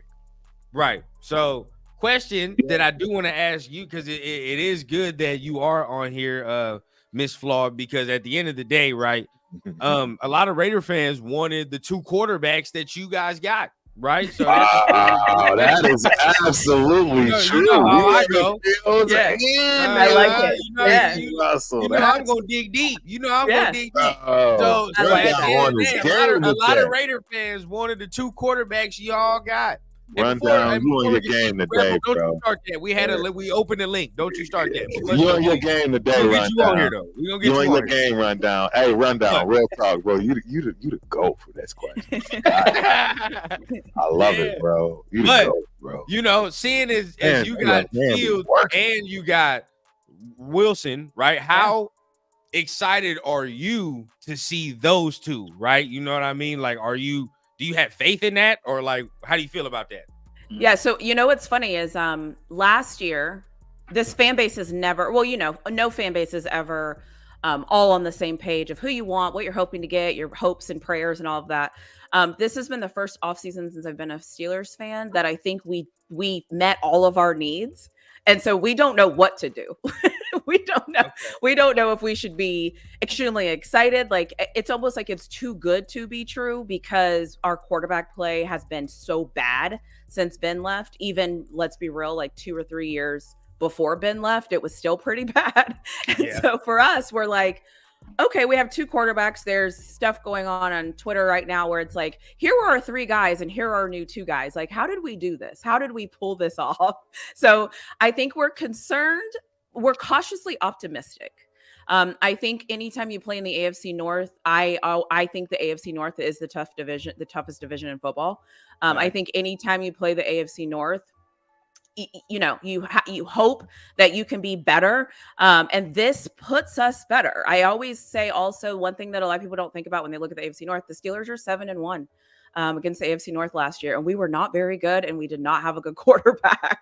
So, it's like, if the plug and play is true, which, sometimes it is or isn't, I mean, this sets us up to be great, but, cautiously optimistic. Interesting. Great point. That was a great point. Before we continue, right? Shout out to my guy John for the super. He wants to hear a Raiders from Florida. Come on, Miss Flaw. You can do this for us. I don't know if that is supposed to happen when you're a fan of another fan. It doesn't matter. It's the same. You can give us a flaw. You can give us one of these Raiders. You're Brad. Raider. Wait, is there an N in it? Rand? Or is that a typo? Is there really an N in it? Raiders. It's just the Raiders, man. It's just okay, Raiders. Listen, because he paid for it. Okay. Raider. There we go. Hey, we got it. Because he paid for it. That's all we need. Thank you, John. We love you, John. We absolutely adore you. Thank you, God. Jesus. But I want to go around Pops right now because she talked about, Fields and, the Wilson situation. Now that it's pretty much all said and done, it's all set in stone. I'm going to go with Pops, then Jason, right? Compared to the Steelers situation, because that could have been our situation in another time stream, right? So compared to their situation, how are you more confident in our room versus that room? How do you feel? Interesting. Isn't that interesting that both teams are in the same kind of dilemma? You know what I mean? That there's a nice, healthy quarterback battle that's going to be brewing. Yeah. Although they say it's Wilson's job first, that's what I'm hearing. But honestly, I think that I like our situation. I like our situation based on what we have around both of these quarterbacks, based on what we've added to our offensive unit. We already know what Gardner Minshew can do. I must say I went back and watched some more highlights and just really kind of took my time and digested and slowed down and watched. He's very capable. And I'm always, of the adage that you don't have an elite quarterback, a Patrick Mahomes, or Aaron Rodgers, all these type of guys. If you don't have that, then what the next best thing you need to have is a good, capable quarterback, and you put weapons around him. You gotta start putting things around that quarterback to help him be successful. So I think that our situation, based on the talent we have, I mean, Everybody's not running a Devontae, a Jacoby, all these guys out here. You know what I mean? 2 elite tight ends, and what I think is going to be borderline elite offensive line. I don't think everybody has that. You know what I mean? And Pittsburgh had line issues last year. You know what I mean? They struggled. They had offensive line issues. I like our situation a little bit better, if I'm just being honest, because of the whole of our parts. So I like us. I like us a little bit better than that. Right. No, that makes sense. I'm gonna say it depends if Watt comes back.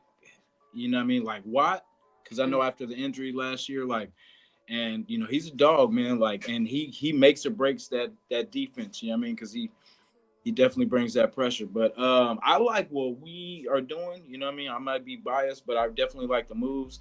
I think Papa Rundown had it right when you said we're in the same kind of situation as the Steelers, like quarterback wise. Definitely, we got a vet kind of just in case, like they got with Russell, just to kind of give the young, Justin Fields kind of some time to get in there, or you never know, because it could go both ways for that situation too. Like say Justin Fields comes in, lights it up, then you got a good enough backup with Russell Wilson, and it's kind of like the same situation for us. So I don't know, I like what we've done.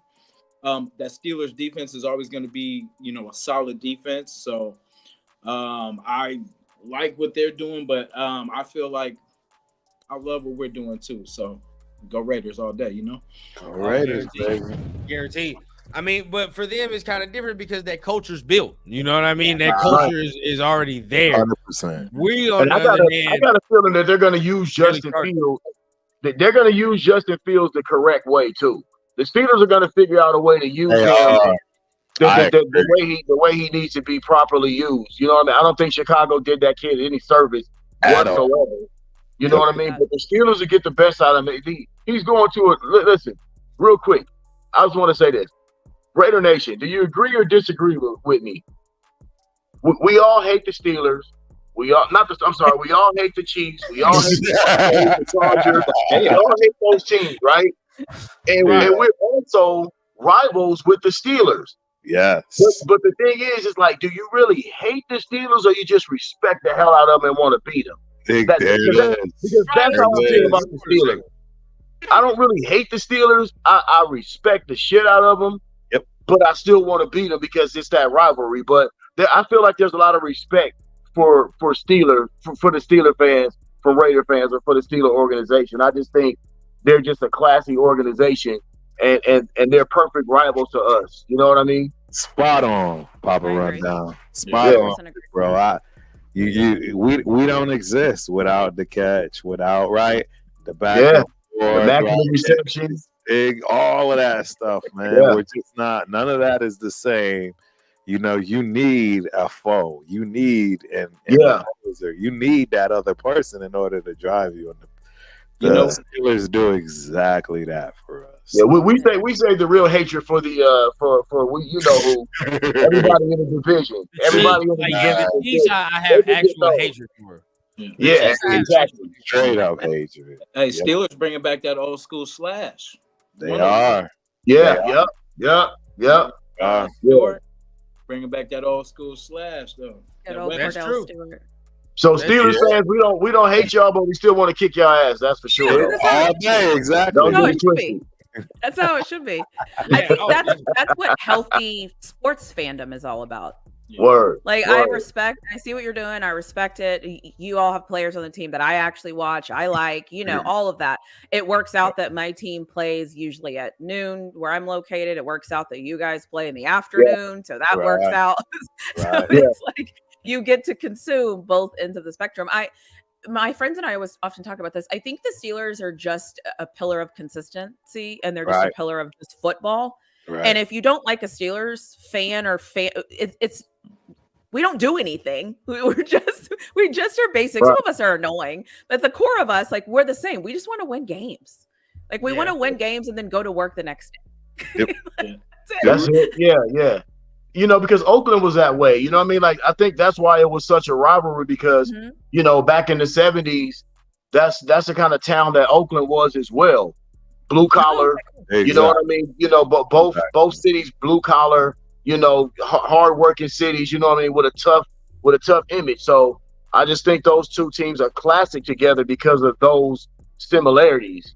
You know, don't we play them this year? We play them. Play the North. We play the Steelers. Yeah, we play the whole. We do. Yeah, of course. That's right, we do. Hey. Or do you know if it's home or away? I know the schedule's not out. It's home this year. We don't know. It's got to be home this year because it was away last year. So it's got to be. No, last year we came to Vegas. No. Y'all came to Allegiant last year. Yeah, it's at Pittsburgh. No, that was the year before. That was the year before, right? No, because my boys went to that game. No, last year they was at Allegiant. We probably were on Sunday night. It was the first on Monday, Sunday. It was a Sunday night game. It was a Sunday night game.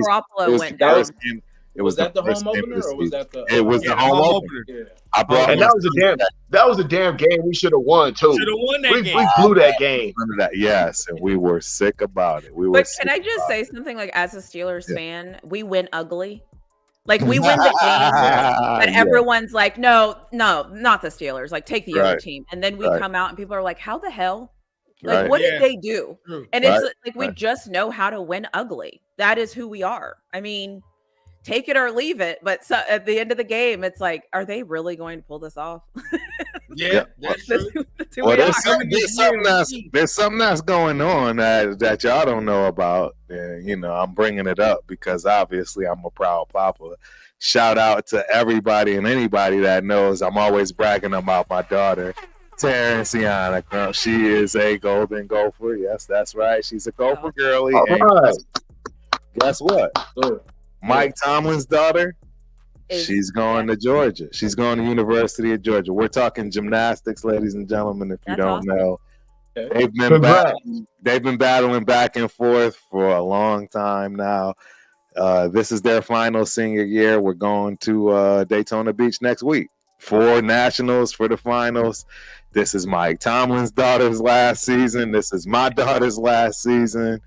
And it wouldn't shock me, obviously, if they see each other in college, right? She'll be in the SEC. Shout out to you, son. Shout out to you and your daughter, man. Yes, sir. I appreciate it, man. I'm excited. Yeah, it's a big deal, man. And who doesn't like Mike Tomlin? I know. Like, who doesn't just like him? You know, like, you can say whatever you want, but you can't say anything about Mike Tomlin. Let him be what he's gonna be. Shout out to Mike Tomlin for real. We hope we got our Mike Tomlin now. That's what we hoping. We hoping we got our Mike Tomlin.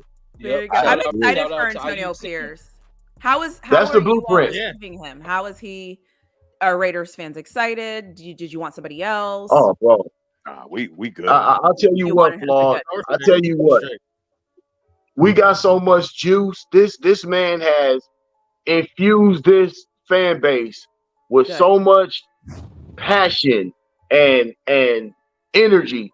I don't know about y'all, but right before we fired Josh McDaniels last year, those 2 games leading up to him being fired, they damn near took the life out of me, man. I didn't know what I was watching. I really did not know what I was watching. And it was like, for the first time, I was like, I don't know what this is. I don't even know what this is. You know, that's how bad it was for our culture at that point in time. And for AP to come step in and do what he's done, this fan base is like, you can't tell us nothing right now. We all Kanye West right now. You can't tell us nothing. And that's real talk. You can't. AP has brought an army. He's put an army together, and it ain't just the players. You know what I mean? Like, it's so much Raider passion and love out there right now because of Antonio Pierce. Like, this is everything that we ever wanted without us even starting the season yet. We already getting it from an energy standpoint. So that's where I'm at with Antonio Pierce. I love that. Yeah, for sure. Yeah, I think it's the consensus. We love him. Don't get it twisted. There's fans in every group, you know, whether it's the good old boys, however you want to look at it, that they're going to want to see what they want to see. And that's just facts. I don't shy away from those things. That's just the reality. We have those in Pittsburgh, too. Hey, shout out to Chris, right? I tell Chris all the time, man. He thinks that, you know, he's having a hard time right now because he's realizing our fans are just not the greatest. And I'm like, bruh, it's all of them. They're all the same Yeah. way. It's no different. We're not special. I like to think we were special. Like, why are our fans so? No, they're all dumb. What do you mean? You think it's what you saying? You think it's a segment of fans that don't want AP? They don't want AP to do well? 100%. Oh, 100%. There is a segment because I will say this. Now, I'm gonna let Jason go and say how he feels. Big bro, you already know, big bro. It's a marathon, bro. It's the Deion, it's the Deion Sanders effect. It's the same thing. You know what that is. Like you said it. 100%. You already know what it is, dog. I mean, 100%. Sometimes they just they gonna hate on you because it's different. It's different. Mm-hmm. You know what I mean? Like, this is not how we do things. This is not how things are supposed to be done. You know what I mean? We know what that is, but shout out to Mark Davis. Mark Davis said, man, the hell with all that. Yeah. This is Raider Nation. We got a different fan base. We do it different. Bro. How you feel, Jason? You feel the same way? Yeah, if we had kept McDaniels, we would have for sure got Jaden Daniels. But you know what I'm saying? Like, yeah, bro, we'd have been all messed up. Hey, it felt like, because I like that. Papa Rundown, I feel you, because it felt like self-sabotage. Like, because I knew we weren't that bad. Like, even though, you know, the roster we got right now is fire. But then I still felt like we ain't this bad. We shouldn't be losing these games. And no doubt. And it was already a bad thing for us, you know, as Raider fans, our pride and our just knowing what the Patriots has done, you know, done in the past and stuff like that. It was one of those things like we had to kind of suck it up. No pause. Yeah. But we had to, we had to definitely swallow our pride, and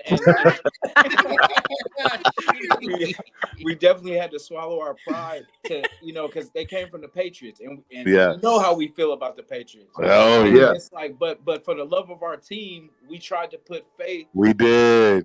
And it was just like, you know what? Nah, not like this. Not like this. Didn't work out. When AP came in, and remember when he benched Marcus Peters? We were talking about it all year, like just him being the matador out there, and then just for him to just, you know, because it takes a lot. It takes nuts to go in there, and you know what I'm saying, be like, look, bro, you know what I mean, you're not giving your all. You know what I mean? Shit ain't working out. Yeah, your past and everything that you've accomplished, that's cool, but we need you right now. You know what I'm saying? So what you're doing isn't helping us, so we need somebody that's hungry. So, you know, and look how we went with Jack Jones and never fell off. Picked it up. Yeah. You know what I mean? So far I got faith. I'm riding with him, man. I like it. He's a Raider at the end of the day. I like that. Raider all day. Truth be told is in the building. The people's champ. I like that. My man said he's the people's champ. Exactly. I think that's my fam right here, man. Hey, if this is Daylight, man, hit me, man. You already know. I'm gonna put the link right in there for you. Come on through, bro. Yeah. First and foremost, man, we want to say shout out to everybody that's in here, man. We appreciate everybody. We are on the verge of 100. Yes, right? 100 people in the building, man. So what you gotta do is share it out to your mama, your daddy, your brother, your sister, whoever. So I didn't hurt your numbers? No, you got hurt. No, we're straight. All right. I'm like, if it starts to go down, just tell me. I'll get off. No love lost. I respect it. I know the role I play. You know, but we appreciate it regardless, because there's still some questions we can ask. Absolutely. But definitely, man, go ahead. Let's get up there, man. So we appreciate everybody. Make sure you're hitting the like button too on the way out, man. Regardless of wherever you're doing, hit the like button on everybody's channel. But want to get into this, right? Because Turf, you said it, and you know, I wanted to bring this up because Chris mentioned it, right? The subsection of the fan base, right? That there are some people that don't like the fact that AP can do well, will do well, because they want to push the agenda. Correct. Right, you know what I mean? It was kind of the same thing with the Derek Carr situation, right? It's yes, like, he's not here. I'm gonna push that agenda. Now there are some people reveling in the fact, like, look where we are. You know what I mean? Some people are like, look at this. You shouldn't have got rid of him. Now look where we are. You know what I mean? So, like, I think some people are even showing their ass with the Josh Jacobs situation. Absolutely. First on their ass with Josh Jacobs. So it's like, what's the line? Like, you know what I mean? What's the line between fan and player? You know what I mean? I want to ask you first, Pops, like, because I want to get your opinion. Like, what's the line between fan and player? Because right now, starting to get skewed, and now it looks weird. Yep. Well, you know, you know me, son. I talk to you a lot. You know me. We have our conversations, and I always attribute a lot of things to this social media age, right? And you have to realize, like, look the other day, Patrick Beverly threw a basketball at a fan in the stands. It's like the lines have become blurred because, and Turf, you can speak to this as well. You know what I mean? You know, you're in my realm. It's like when we were coming up, our great sports stars, they were larger than life because we couldn't see them every day, right? We didn't see them. You know, we just saw them on commercials, either the game or in a commercial. You know, we didn't have Instagram and all this stuff that people use today to be accessible 24/7, 365. So when you start putting that into this vacuum of sports and fandom, the lines get blurred because these fans today feel like they can touch these players, right? We didn't feel like that back in the day. You know, that's why I look at, that's why I looked at Michael Jordan like Jesus Christ, because it was like he was Michael Jackson. You just didn't touch him. You couldn't be that accessible with him.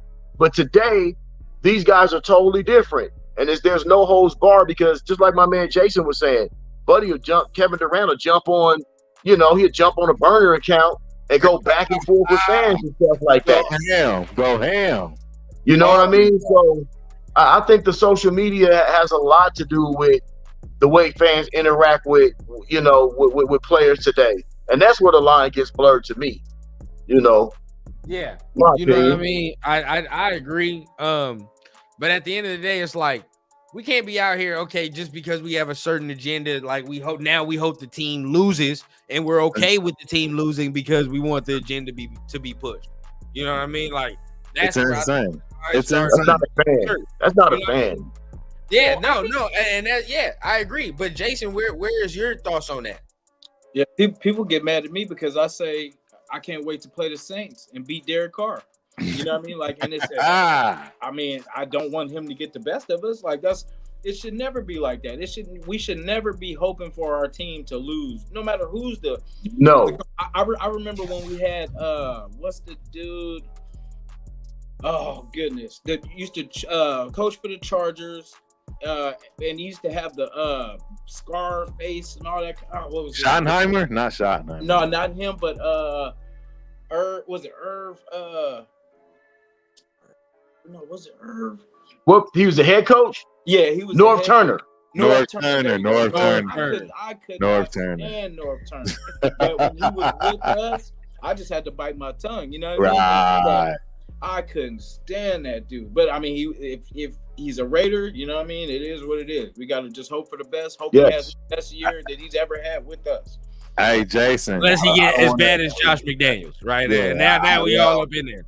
I don't want to hurt your feelings, but I think his son is part of the front office in some way, shape, or form. Yeah, Scott Turner. I think, yeah. He's pretty much. I think I did a whole. Y'all know that the Raider Syndicate don't miss nothing. Yeah. We do our homework, ladies and gentlemen.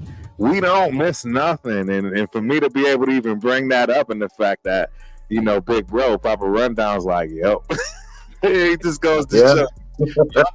Real knowledge from here. We no stone is unturned here, ladies and gentlemen. Yeah. We talk about it. But I fully agree though. It's like, sometimes we don't fully agree with shit that the team does. But at the end of the day, if it works, it works, right? And if it don't work, I might sit there and fuck around. I told you so for a little bit. I mean, I'm like, hey, bro, we might say that, but at the end of the day, it's like, all right, cool, move on, bro. It is what it is. Yeah. You know what I mean? It doesn't happen. And then we try to fill the void regardless, or even if we wrong, you know what I mean? Fuck it, bite the bullet. It is what it is. But that's where I think it gets all skewed. But I mean, even with you, Flawed, I mean, how do you feel? Does that happen with Steelers as well? Does that happen with y'all fan base? It happens everywhere. And I think what's happened with social media is it's given, this is going to sound terrible, but it's given losers a voice, and it's giving losers something to win at. And I think it's easy to do that at sports, right? Because let's be honest, there was a survey that was like 100 people said out of 100 people, 5 people said they could get a point off of Serena Williams playing tennis. In what world? Like, what world? One point off Serena. Like, it just. So I think what's happened is the keyboard and phones have given people skills they don't have. And because they don't have the skill, they're going to negatively talk about whoever they can talk about and whoever's attention they can get because they can get their attention. Right. And I think it's like I said, I feel like social media turned losers into winners. Wow. I love the take. I love the take. Right.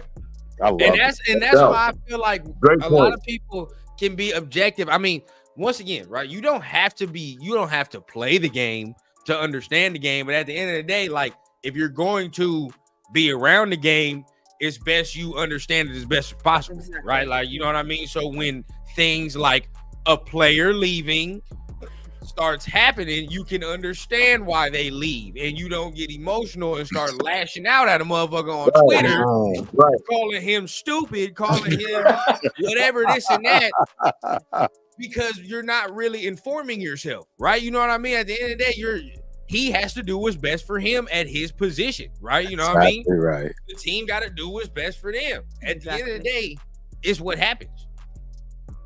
And you know what else too? Let me chime in on this real quick. You know, then you got all the gamblers, you know, you got all the fantasy league guys, you know what I mean, that equate individual success, like they're lumping that in with the team success. And it's like, you know, sometimes like I'm not a fantasy football guy, like that ain't me. I'm a fan. I'm like, well, I'm there to watch my team win. I'm not there to worry about if the guy's got 10 catches and all. Like that's just too much for me. Like my passion is with us. My passion is with wins and losses and the culture of this team. And I feel like a lot of guys, like when they start talking fantasy football, I'm like, don't get me wrong, there's guys out there, I'm sure they're fantasy football guys that are real fans, but some guys just don't talk like real fans when you hear them talking about, oh man, well, he did this on my fantasy team, and you know, I need this guy to catch 10 passes against the Raiders. Like, what are you talking about, man? You know what I mean? So that's another thing that kind of gets me. Yeah. Right. Can I just funny story? I stopped playing fantasy whenever Lamar Jackson entered the NFL because I was like, nope. Like I can't. It's too close. It was too I can't be on this app cheering for this guy when in reality I hope they lose every single game they play. Yeah. I love your I can't do it. Agree. Fully agree. You know what I mean? And that's and even when they go to another team and they've been on your team for a while, it's like at the end of the day, I hope you do good. But if you play us, I want to stomp you. You know what I mean? Like, and shout out to Jason for saying that. And I cannot wait till next Thursday. Turf, we wait for the schedule release. That's gonna be on Thursday. It's gonna be right. wild. That Turf and Rundown show gonna be crazy on Thursday. That Turf and Rundown show gonna be wild. But at the end of the day, I can't wait till we see when New Orleans is on the schedule. I'm gonna be front and center, boy. My ticket is gonna be paid for to watch that ass whooping. I want that rock. You know what I mean? I want to whoop Derek Carr's ass. If we play Green Bay, you feel what I'm saying? If we play Green Bay, I want Josh Jacobs to have negative 5 yards. Man, I can't. But if he play anybody else, hey, power to you, bro. Like it is what it is. I'm gonna be mad about it. We made a decision, and it was time to make a decision. Then we could put it. Are we going to New Orleans this year? Are we going to New Orleans? We absolutely going to New Orleans, big bro. I'm there. Best believe we're going to New Orleans. Say less, baby. Then we can put it to bed. Then we can put it to bed. That's your favorite gumbo. All that to bed. Then it's like, okay, we got you. Now, good luck to you, brother. You know what I mean? Put it to bed. Yeah. So, yeah, I'm definitely looking forward to that one and the Chief matches. All day. Yeah. Good old Chief. So, does anybody like them? No, nobody likes the Chiefs. No. Like the Patriots. Nobody why likes would you cheer? Who would cheer? Like, unless your I got it. But who would cheer for them? Stop it. Only losers. Only losers. Yeah. And nobody. And shout out to everybody that's in the chat. We done cracked the 100, man. We done cracked the 100. You know what time it is, man. We got a lot. Appreciate everybody in here. Make sure you're hitting the thumbs up on everybody's channel, man. Hey, that's what's half the team, ladies and gentlemen. I just want to let y'all know we got half the team here. We normally crack 200-300, so This is amazing, outstanding. I mean, this is the credit to the chat. Chat lives matter. Appreciate y'all. We get down. We love y'all for real, man. It's Right. nothing without y'all. So for sure. And I think I'm that's just here it. so I don't get fined. No, I'm just Hey. Y'all Look, she a Raider fan. Look, she put out Raider quotes. She a Raider fan now. Oh yeah. I figured that would land correctly. That's that Marshawn Lynch. Ah, yes, sir. But that's the thing about being a fan. I feel like hit the thumbs. I was going to say, I feel like when you're a fan, though, you can have these conversations with fans. Oh, Like, yeah. that's part of being a fan, is like we all are here because we love football and we want to talk about it and we want to learn and we want to win and we want to do all the things. And I think that's what makes it amazing is when you have fans that can just talk.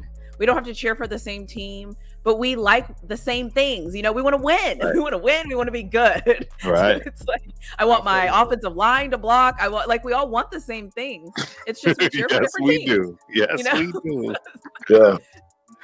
Huh? Look. I feel like that. We feel like that about other teams, except for the ones in our division. Fair. Right. So Fair. and honestly, another, and we got to think about this, y'all. Right, and because I want to bring this up. In the building.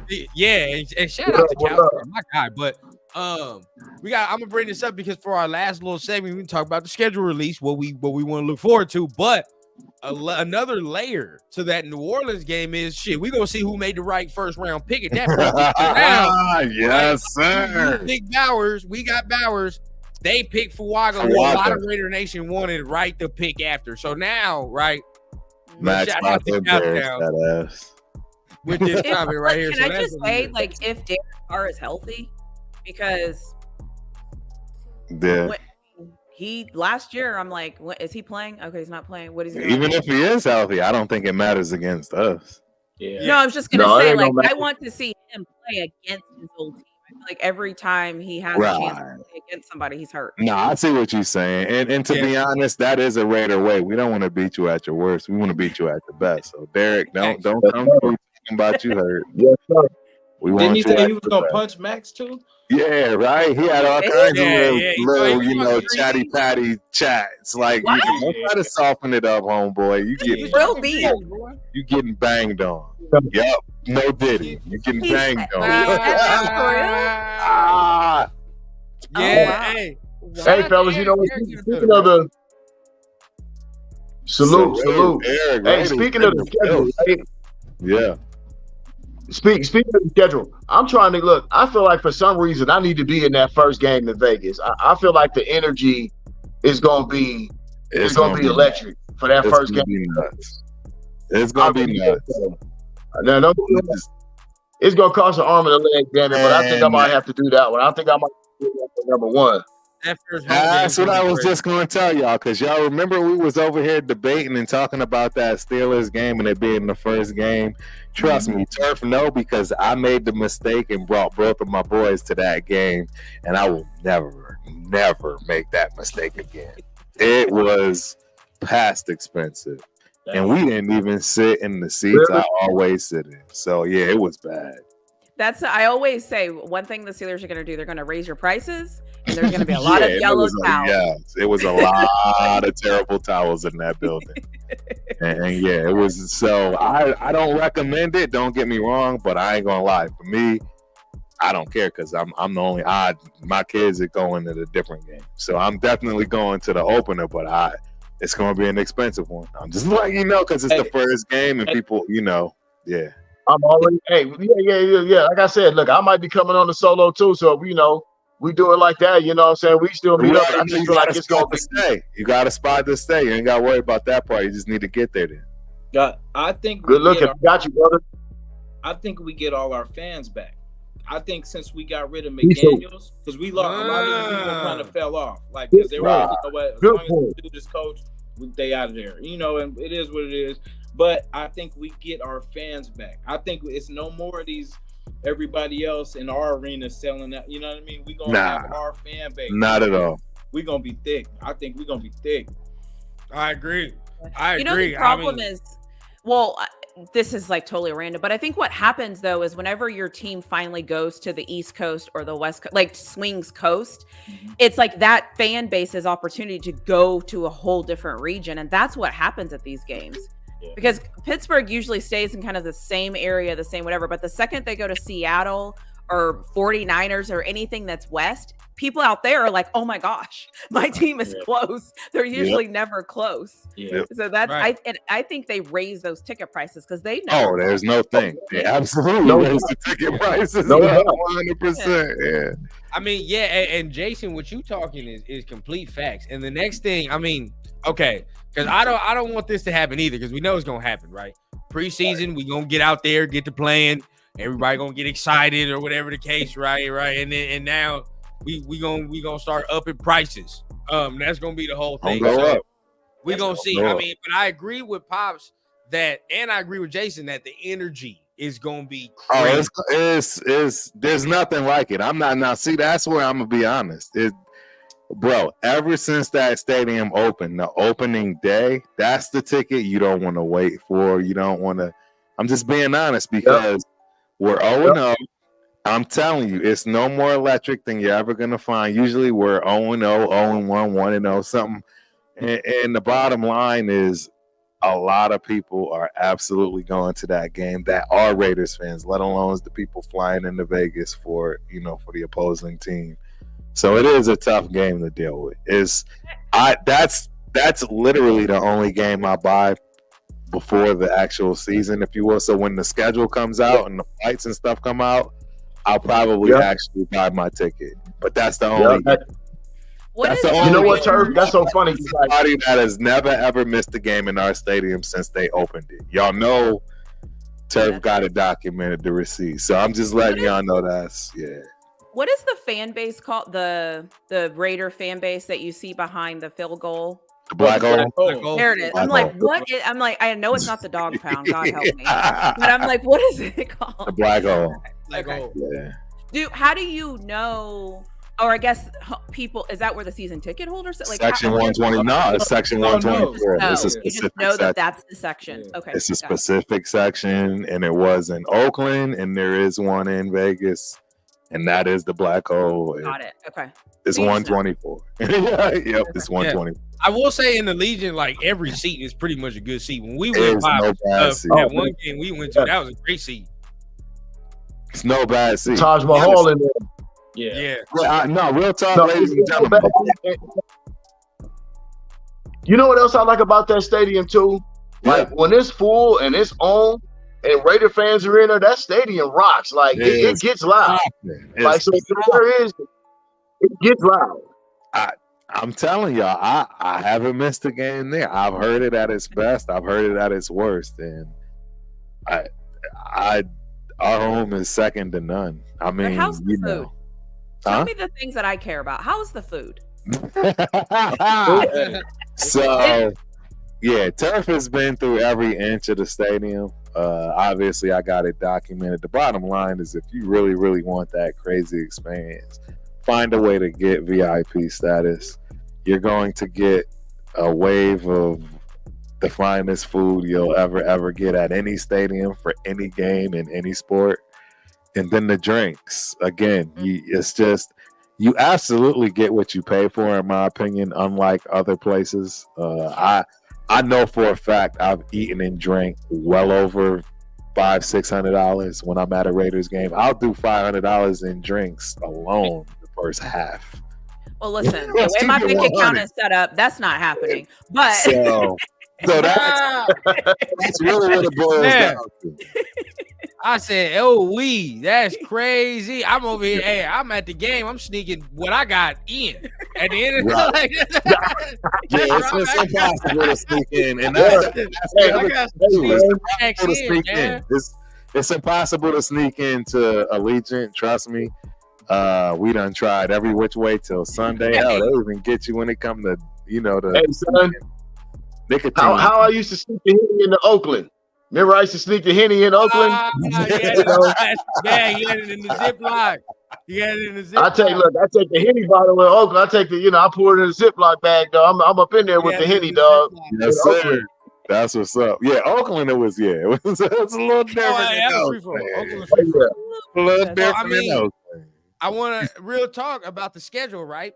A lot of talking. A lot of people have said this because now it comes time, right? A lot of people want the Chiefs week 1 at Arrowhead. I ain't mad at it. Arrowhead.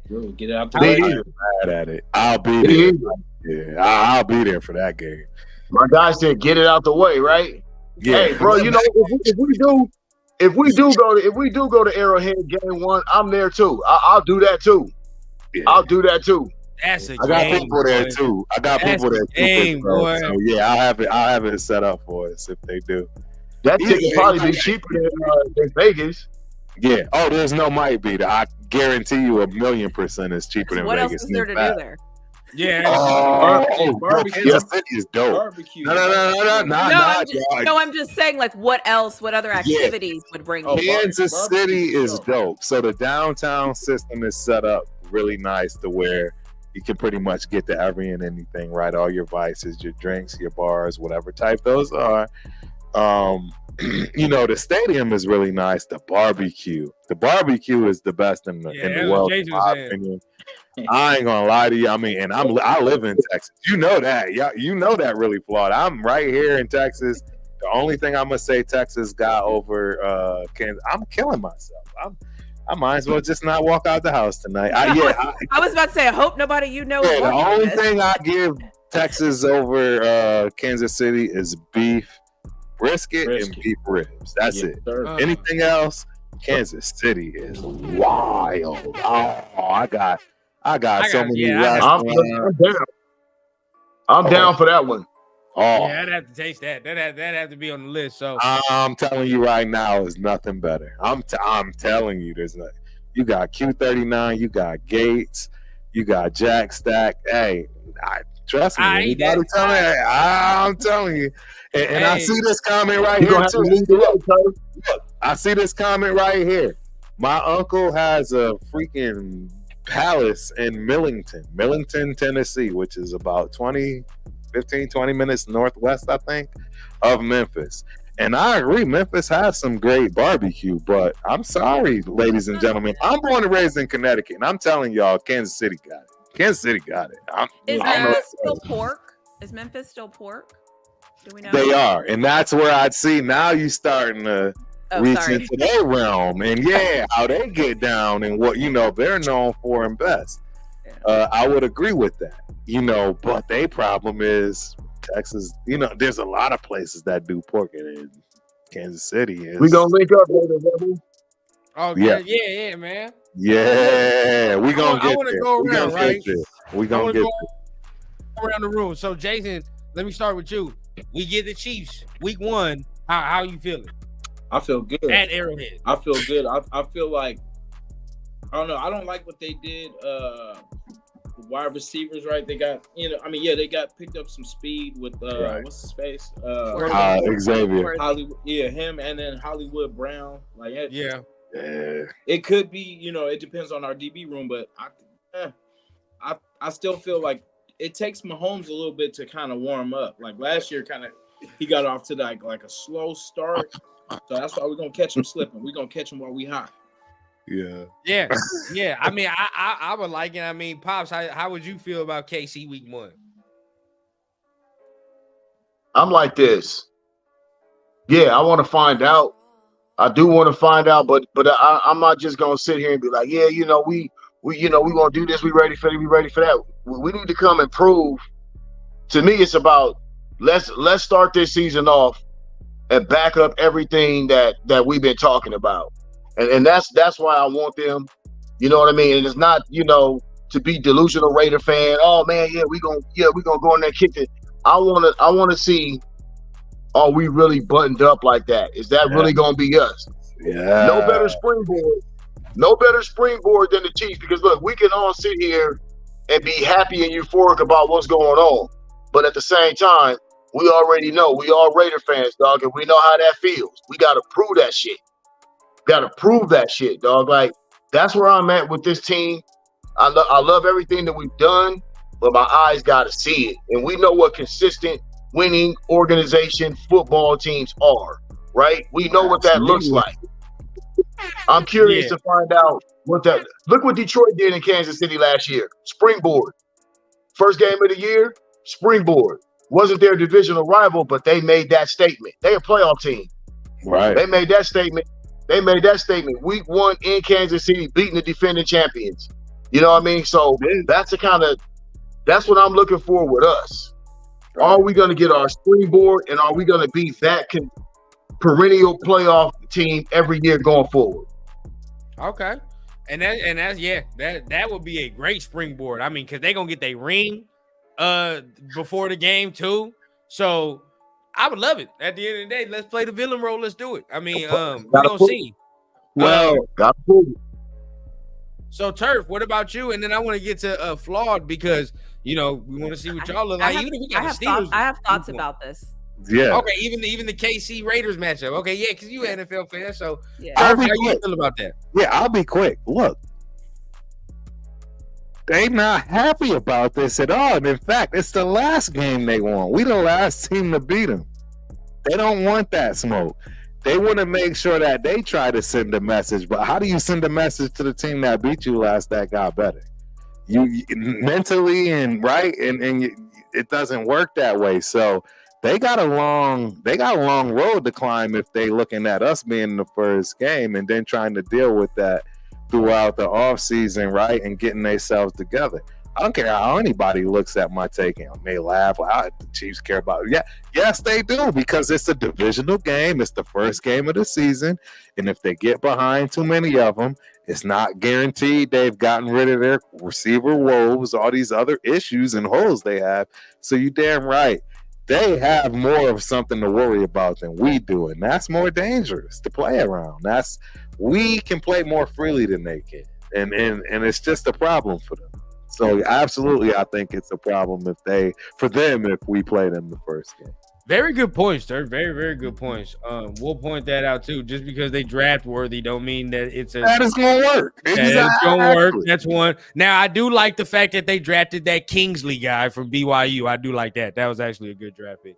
They did a lot of good things in the draft. Yeah, but gentlemen, Patrick Mahomes can't throw the ball to Worthy if he's on his back.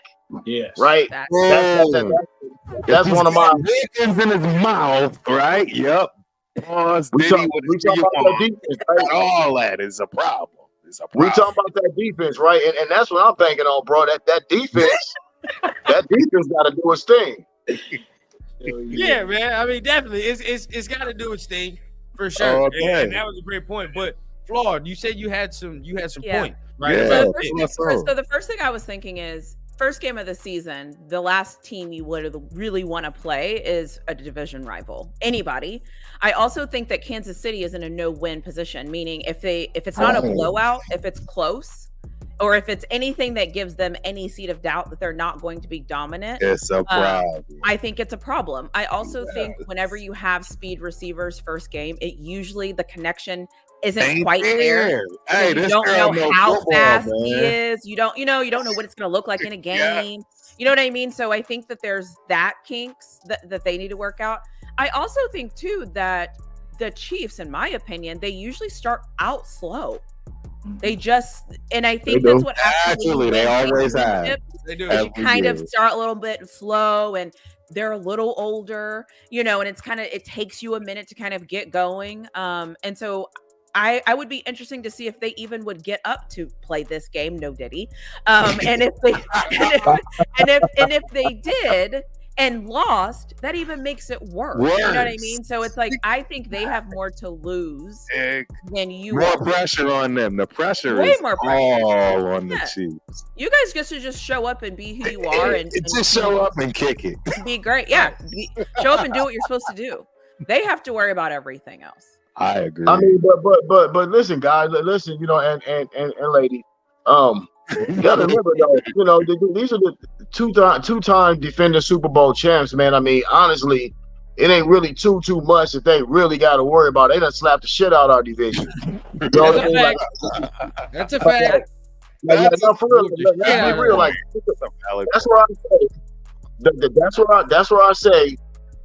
Okay, yeah, we want to stick our chest out, but we got to do that shit. We got to do it. Like, okay, we did it on Christmas Day, but like we're gonna have to show them, like, hey, we here every time y'all play us from now on. This is some new shit, right? Like that's how we have to approach this football game if we play them like that. Because I guarantee you, man. Look, they like, man, we done already celebrated in y'all locker room. We done did this and did that, man. They feel like they got a psychological advantage over us. Point, Papa Rundown.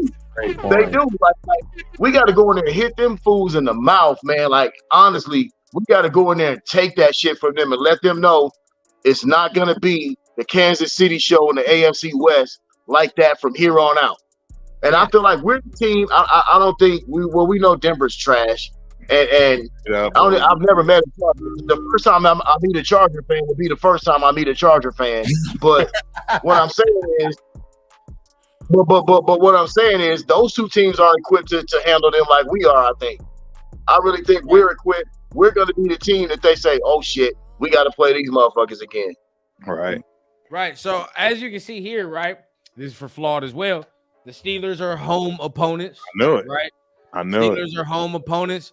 You look at our away opponents, right? So Cincinnati, the Bucks, Baltimore. That's tough, right? That's tough. Saints can't wait, right? And then you talk about Miami. I want that one. I'm not gonna lie. I don't care if it's in Miami. I want that one again. If I was the team, me too. If I was the team, if I was AP, I got that bitch circled. That hurt. That Miami one, I got that one circled. And then the Rams one. The Rams one, I got a circle just because of that 2 years ago. I was like, damn. That Baker Mayfield one, I need that one back, bro. For real. So when you look, I'll be there for that one too. I got to go down the street for that one. I got to take a little ride down the street for that one. Yeah, I need Can that. I ask a question? Is the fourth house the Browns? Yeah, we play the Browns. Why don't they put their symbol on there? That's weird. There is no symbol. They don't have a symbol. That's their helmet. So that's my dad's team. Yeah, that's my dad's team. That's actually a game that my mom is trying to get everybody. I told her, Mom, you should have picked the Cleveland game in Cleveland because it's way more or less expensive. You know, so it just depends. It depends, but I think, Turf might be there with his whole immediate family on that one, which will be. I like that. So be big. Yeah. Looking at all this, right? So real quick, start with Jason and then go with Pops and then even Flawed as well. Want to get your opinion? Okay. But you look at this, okay? Even I put dudes on the spot. Where you at? How many wins? What's your ceiling, man? What's your ceiling? I'm gonna do some research so I have a better answer. So you guys. I'm gonna say 11. I'm gonna say 11 wins. Okay. 11 wins. Like it. Okay. I see us, because I really see us taking care of Denver. I see us, because there is some tough matchups in here, though. You know what I mean? Like Baltimore is gonna be crazy. Yeah, it's tough. Cincinnati's wild. We got hella playoff teams on this schedule. Yeah, Cincinnati at Cincinnati is wild. Miami. Tampa Bay made the playoffs last year. Yeah, Miami still is going to be a problem too. They added some good weapons up there too. But I feel like the Rams game, we can get that. The Chargers games, I feel like we can get those. The Bengals is kind of up is like, I think a 50-50 game. I think we can, because they're gonna have Burrow back. Yep. So it's gonna be a little different. Atlanta, we got that. Panthers, we got that. Jags, I feel like we can beat them. Yeah, it's gonna be. I think the only ones that really will give us problems, I feel like, is Baltimore, Kansas City. Miami, and then anybody else, I feel like we can get with. Okay. Hey, the Bucks is the Bucks. I'm not gonna lie. They're playoff team. Yeah, and based off and just piggybacking off of what you said, Jason and Pops, you can go ahead. But I think the Rams are a harder matchup than the damn Dolphins. I ain't gonna lie. Yep, I agree. The Rams are nice, bro. The Rams are nice. The McVay is at the realm. Yeah, the Rams are nice. But you go ahead, Pops. Where you feel? What's the record for you? I kind of agree with what my man was saying. Jason, man, like, I'll be honest with you. Home, we can start home games. Of course, we're going to get that Denver game. I feel like the Charger game we definitely going to get. And, for me, bro, I just reserve the right with Kansas City. It's always like we got to wait and see. That's just how it crack with them. We know that. We all know that. I mean, we can win. We can win at least one. I feel like we should at least split with them this year, period. But, yeah, I feel like we beat Cleveland. I feel like we beat Atlanta, of course. We definitely beat Carolina. I feel like we get back on Pittsburgh this year, too. Sorry about that, Flaw, but yeah, I feel like we should get back on Pittsburgh this year. We need that get back. We need that get back. Yeah, I need that. We can beat the Jags. We don't beat Jacksonville. Yes, we beat the Jags. Yeah, we smacking Jacksonville. And then the Rams game, that's tough, but we will have some fans in that stadium too, though. So, that'll be a nice little battle there. You know what I mean?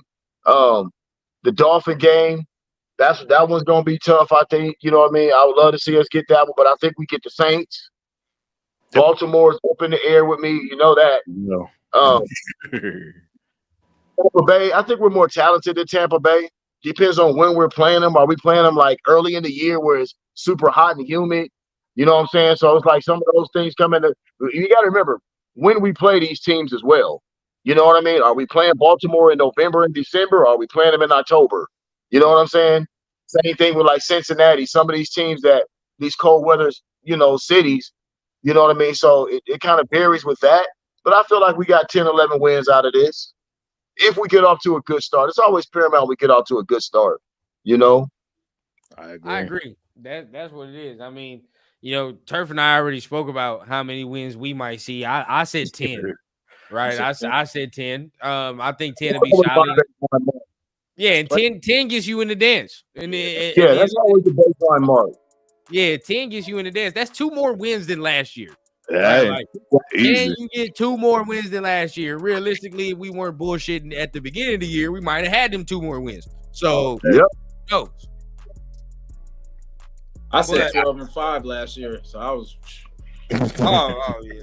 Well, I mean, look, nobody could see, and that's the thing. That was the problem with that whole regime coming in and us expecting them to actually learn from their mistakes and move forward and actually build a team around, you know what I'm saying? The goddamn team, not your system and your bullshit. I'm sorry I had to say it out. Y'all know Turf don't curse, but Jesus, it pained me to no end to watch this man just dismantle everything and just that's why Belichick got a job. Nobody want to know more of that. That's why they didn't hire Belichick. It was so bad, bro. It was that whole stripping our team of everything that it was ever, before he got there to enforce his rule and his law. It just goes to show you the type of person, I'm just glad it's over. I don't think he's ever going to learn. You would have thought he learned from Denver, but absolutely not. Absolutely not. And last but not least, Belichick not getting a job is a referendum on that. Nah, but see, it was an aftermath of that, honestly. But because there was no success and Belichick wasn't doing anything.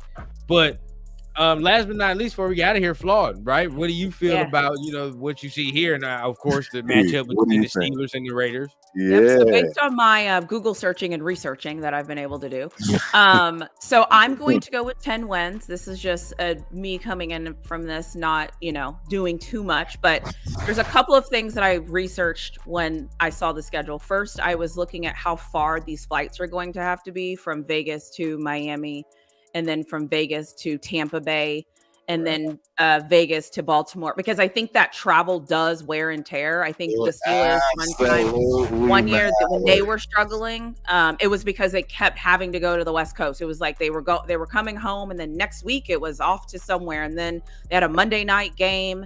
I believe it was like in Carolina or something, and then the very next week they had to go somewhere far on a Saturday or Sunday night. So I think that sometimes how the schedule is structured and all the flights and back and forth you have to take impact a team. You don't necessarily lose because you're not the better team, but you lose because your body just, you can't do it like you're supposed to. So I have 10 wins. I think obviously the Chiefs is always going to be what the Chiefs is going to be. I always start with, if you split the division, let's just say you win 3, you lose 3, what does the rest of the schedule look like? I think the Falcons and Panthers and Saints are laughable at best, in my personal opinion.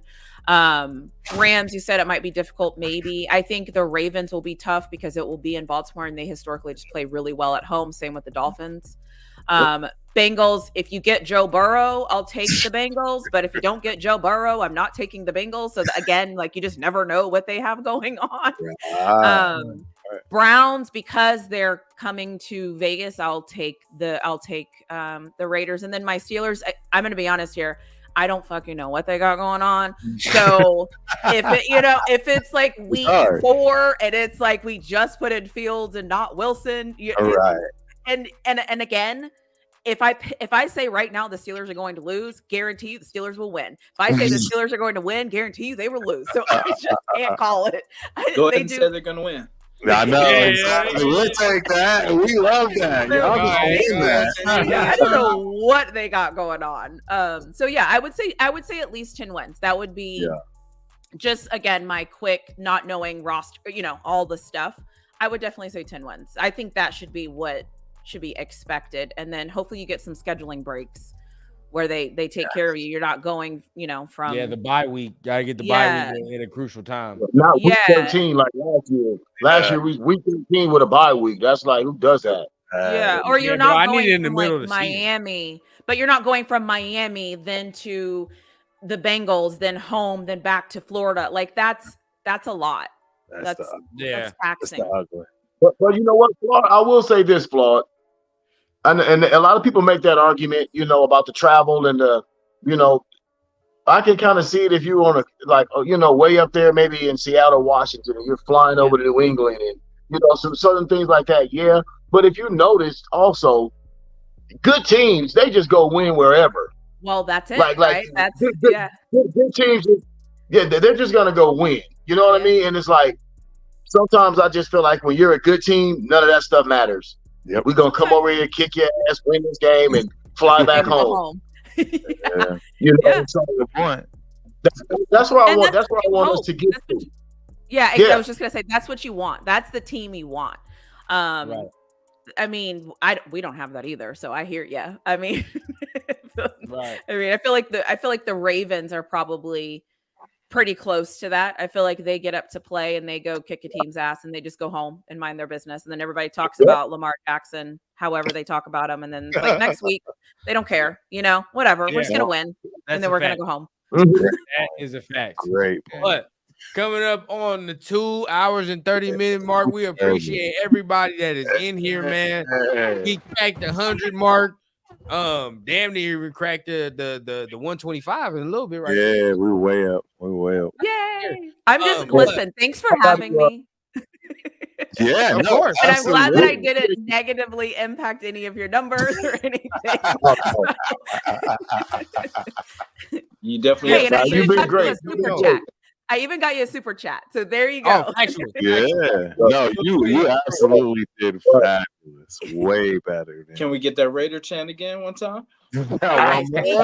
Somebody paid for it the first time. So if somebody paid for it. The bread was diminished. Checking ain't cheap, man. Man, hey. But you know what? I gotta slide out, y'all. Yeah. I gotta go handle a little biz. Man, Turf, I wanted to hit you up about that a Nunez fight, Neely fight, man. I gotta take a nap, bro. I gotta take a nap so I can get up at about 1:30, 2 o'clock this morning. I'm right with you, bro. I'm going to set my alarm clock as well. I gotta watch that fight. I think it's gonna be a good one. Man. It'll be a knockout, but it's gonna be no doubt. So man, look, I appreciate everybody, man. Thank y'all for tuning in. You know what I'm saying? I get on here a lot more than I do, man. But Raider Nation, love y'all, man. You know what I'm saying? Keep it going. You know what I mean? I'll see y'all next week. Cheers, big bro. Pops. Much love. No doubt. Later, man. I'll get with y'all. Peace. All right, his sign off was better than mine, but what can we do? Anyways, it was seriously nice talking just sports, football, all things. I appreciate conversation. I appreciate good conversation. Well, Awesome. we need more of it. We need more good dialogue about our sports teams. Yep. So I Yep. appreciate it. So thank you for Tell the fans where they can find you. Tell the fans, So my YouTube channel is really flawed. I talk a little bit about everything, just getting started. I will have a special guest of somebody that you might know on this panel, hopefully soon. We'll just talk about fandom and what fandom looks like. Tell me about your team. Give me more knowledge. I think it's really fun for me just to like have a brainchild of my own, just so I can have whatever topics I want to talk about on my channel. So you'll see UT stuff, Colorado stuff, NFL stuff, Steelers stuff, and then just anything that's on my brain. I dump it into a video. So that's kind of how I roll. We love it. Love it. Awesome. Love it. All right. Well, thanks, guys. Y'all have a good night. Us, man. You have a good night as well. Too. Thank you. Raider And last but Jason not least, my God, man. Raider yes. Nation. Hey, bro, real talk, man. We be talking about you, been talking about you, man. I'm really glad you could just hop up, bro, because you know how life is, man. Life is life, and it be life, and you know, before you know it, you look up, and it was like, dang. So I appreciate you for being able to just jump on there like that with us, man. Man, definitely a fan, man. I appreciate both of y'all, man. Like, I definitely appreciate the invite. It's always smooth too, man. Like, I love the takes. It always, lets me look at things at a different perspective. But like, I love the show, man. Appreciate what you guys do. And man, yeah, let's get ready for this winning, man. Where can we find you at, bro? Where can they find you? Thanks, man. Let's get it out there. Yeah, see Raider Nation Jason, Jasin. You know what I'm saying? Catch me on YouTube. And yeah, this won't be the last time, man. We're gonna come together. We got the absolutely schedule coming out, so we're gonna see where we're gonna be at. So we can come and blast the other squad and tell them how good we are. You know what I'm saying? So yes, sir. Hey, everybody, please go like and subscribe. Go like Raider Nation. Every Saturday, bro. He hits it on Saturday. So look, check it out, right? You know the syndicate gets you every day of the week, but Saturday we take a break. But really we don't, because our guy Jason is Raider Nation, Jason in the building. Fire definitely, man. Definitely tap in with my guy, man. His show is fire. He just had something with Leo last week, so go watch the replay on that. That was fire, bro. So appreciate y'all, man. Hey, man, no problem, bro. Until then, man, hey, much love to you, brother. We're going to see you next week, man. Man, so next week, man, you already know what time it is, Turf.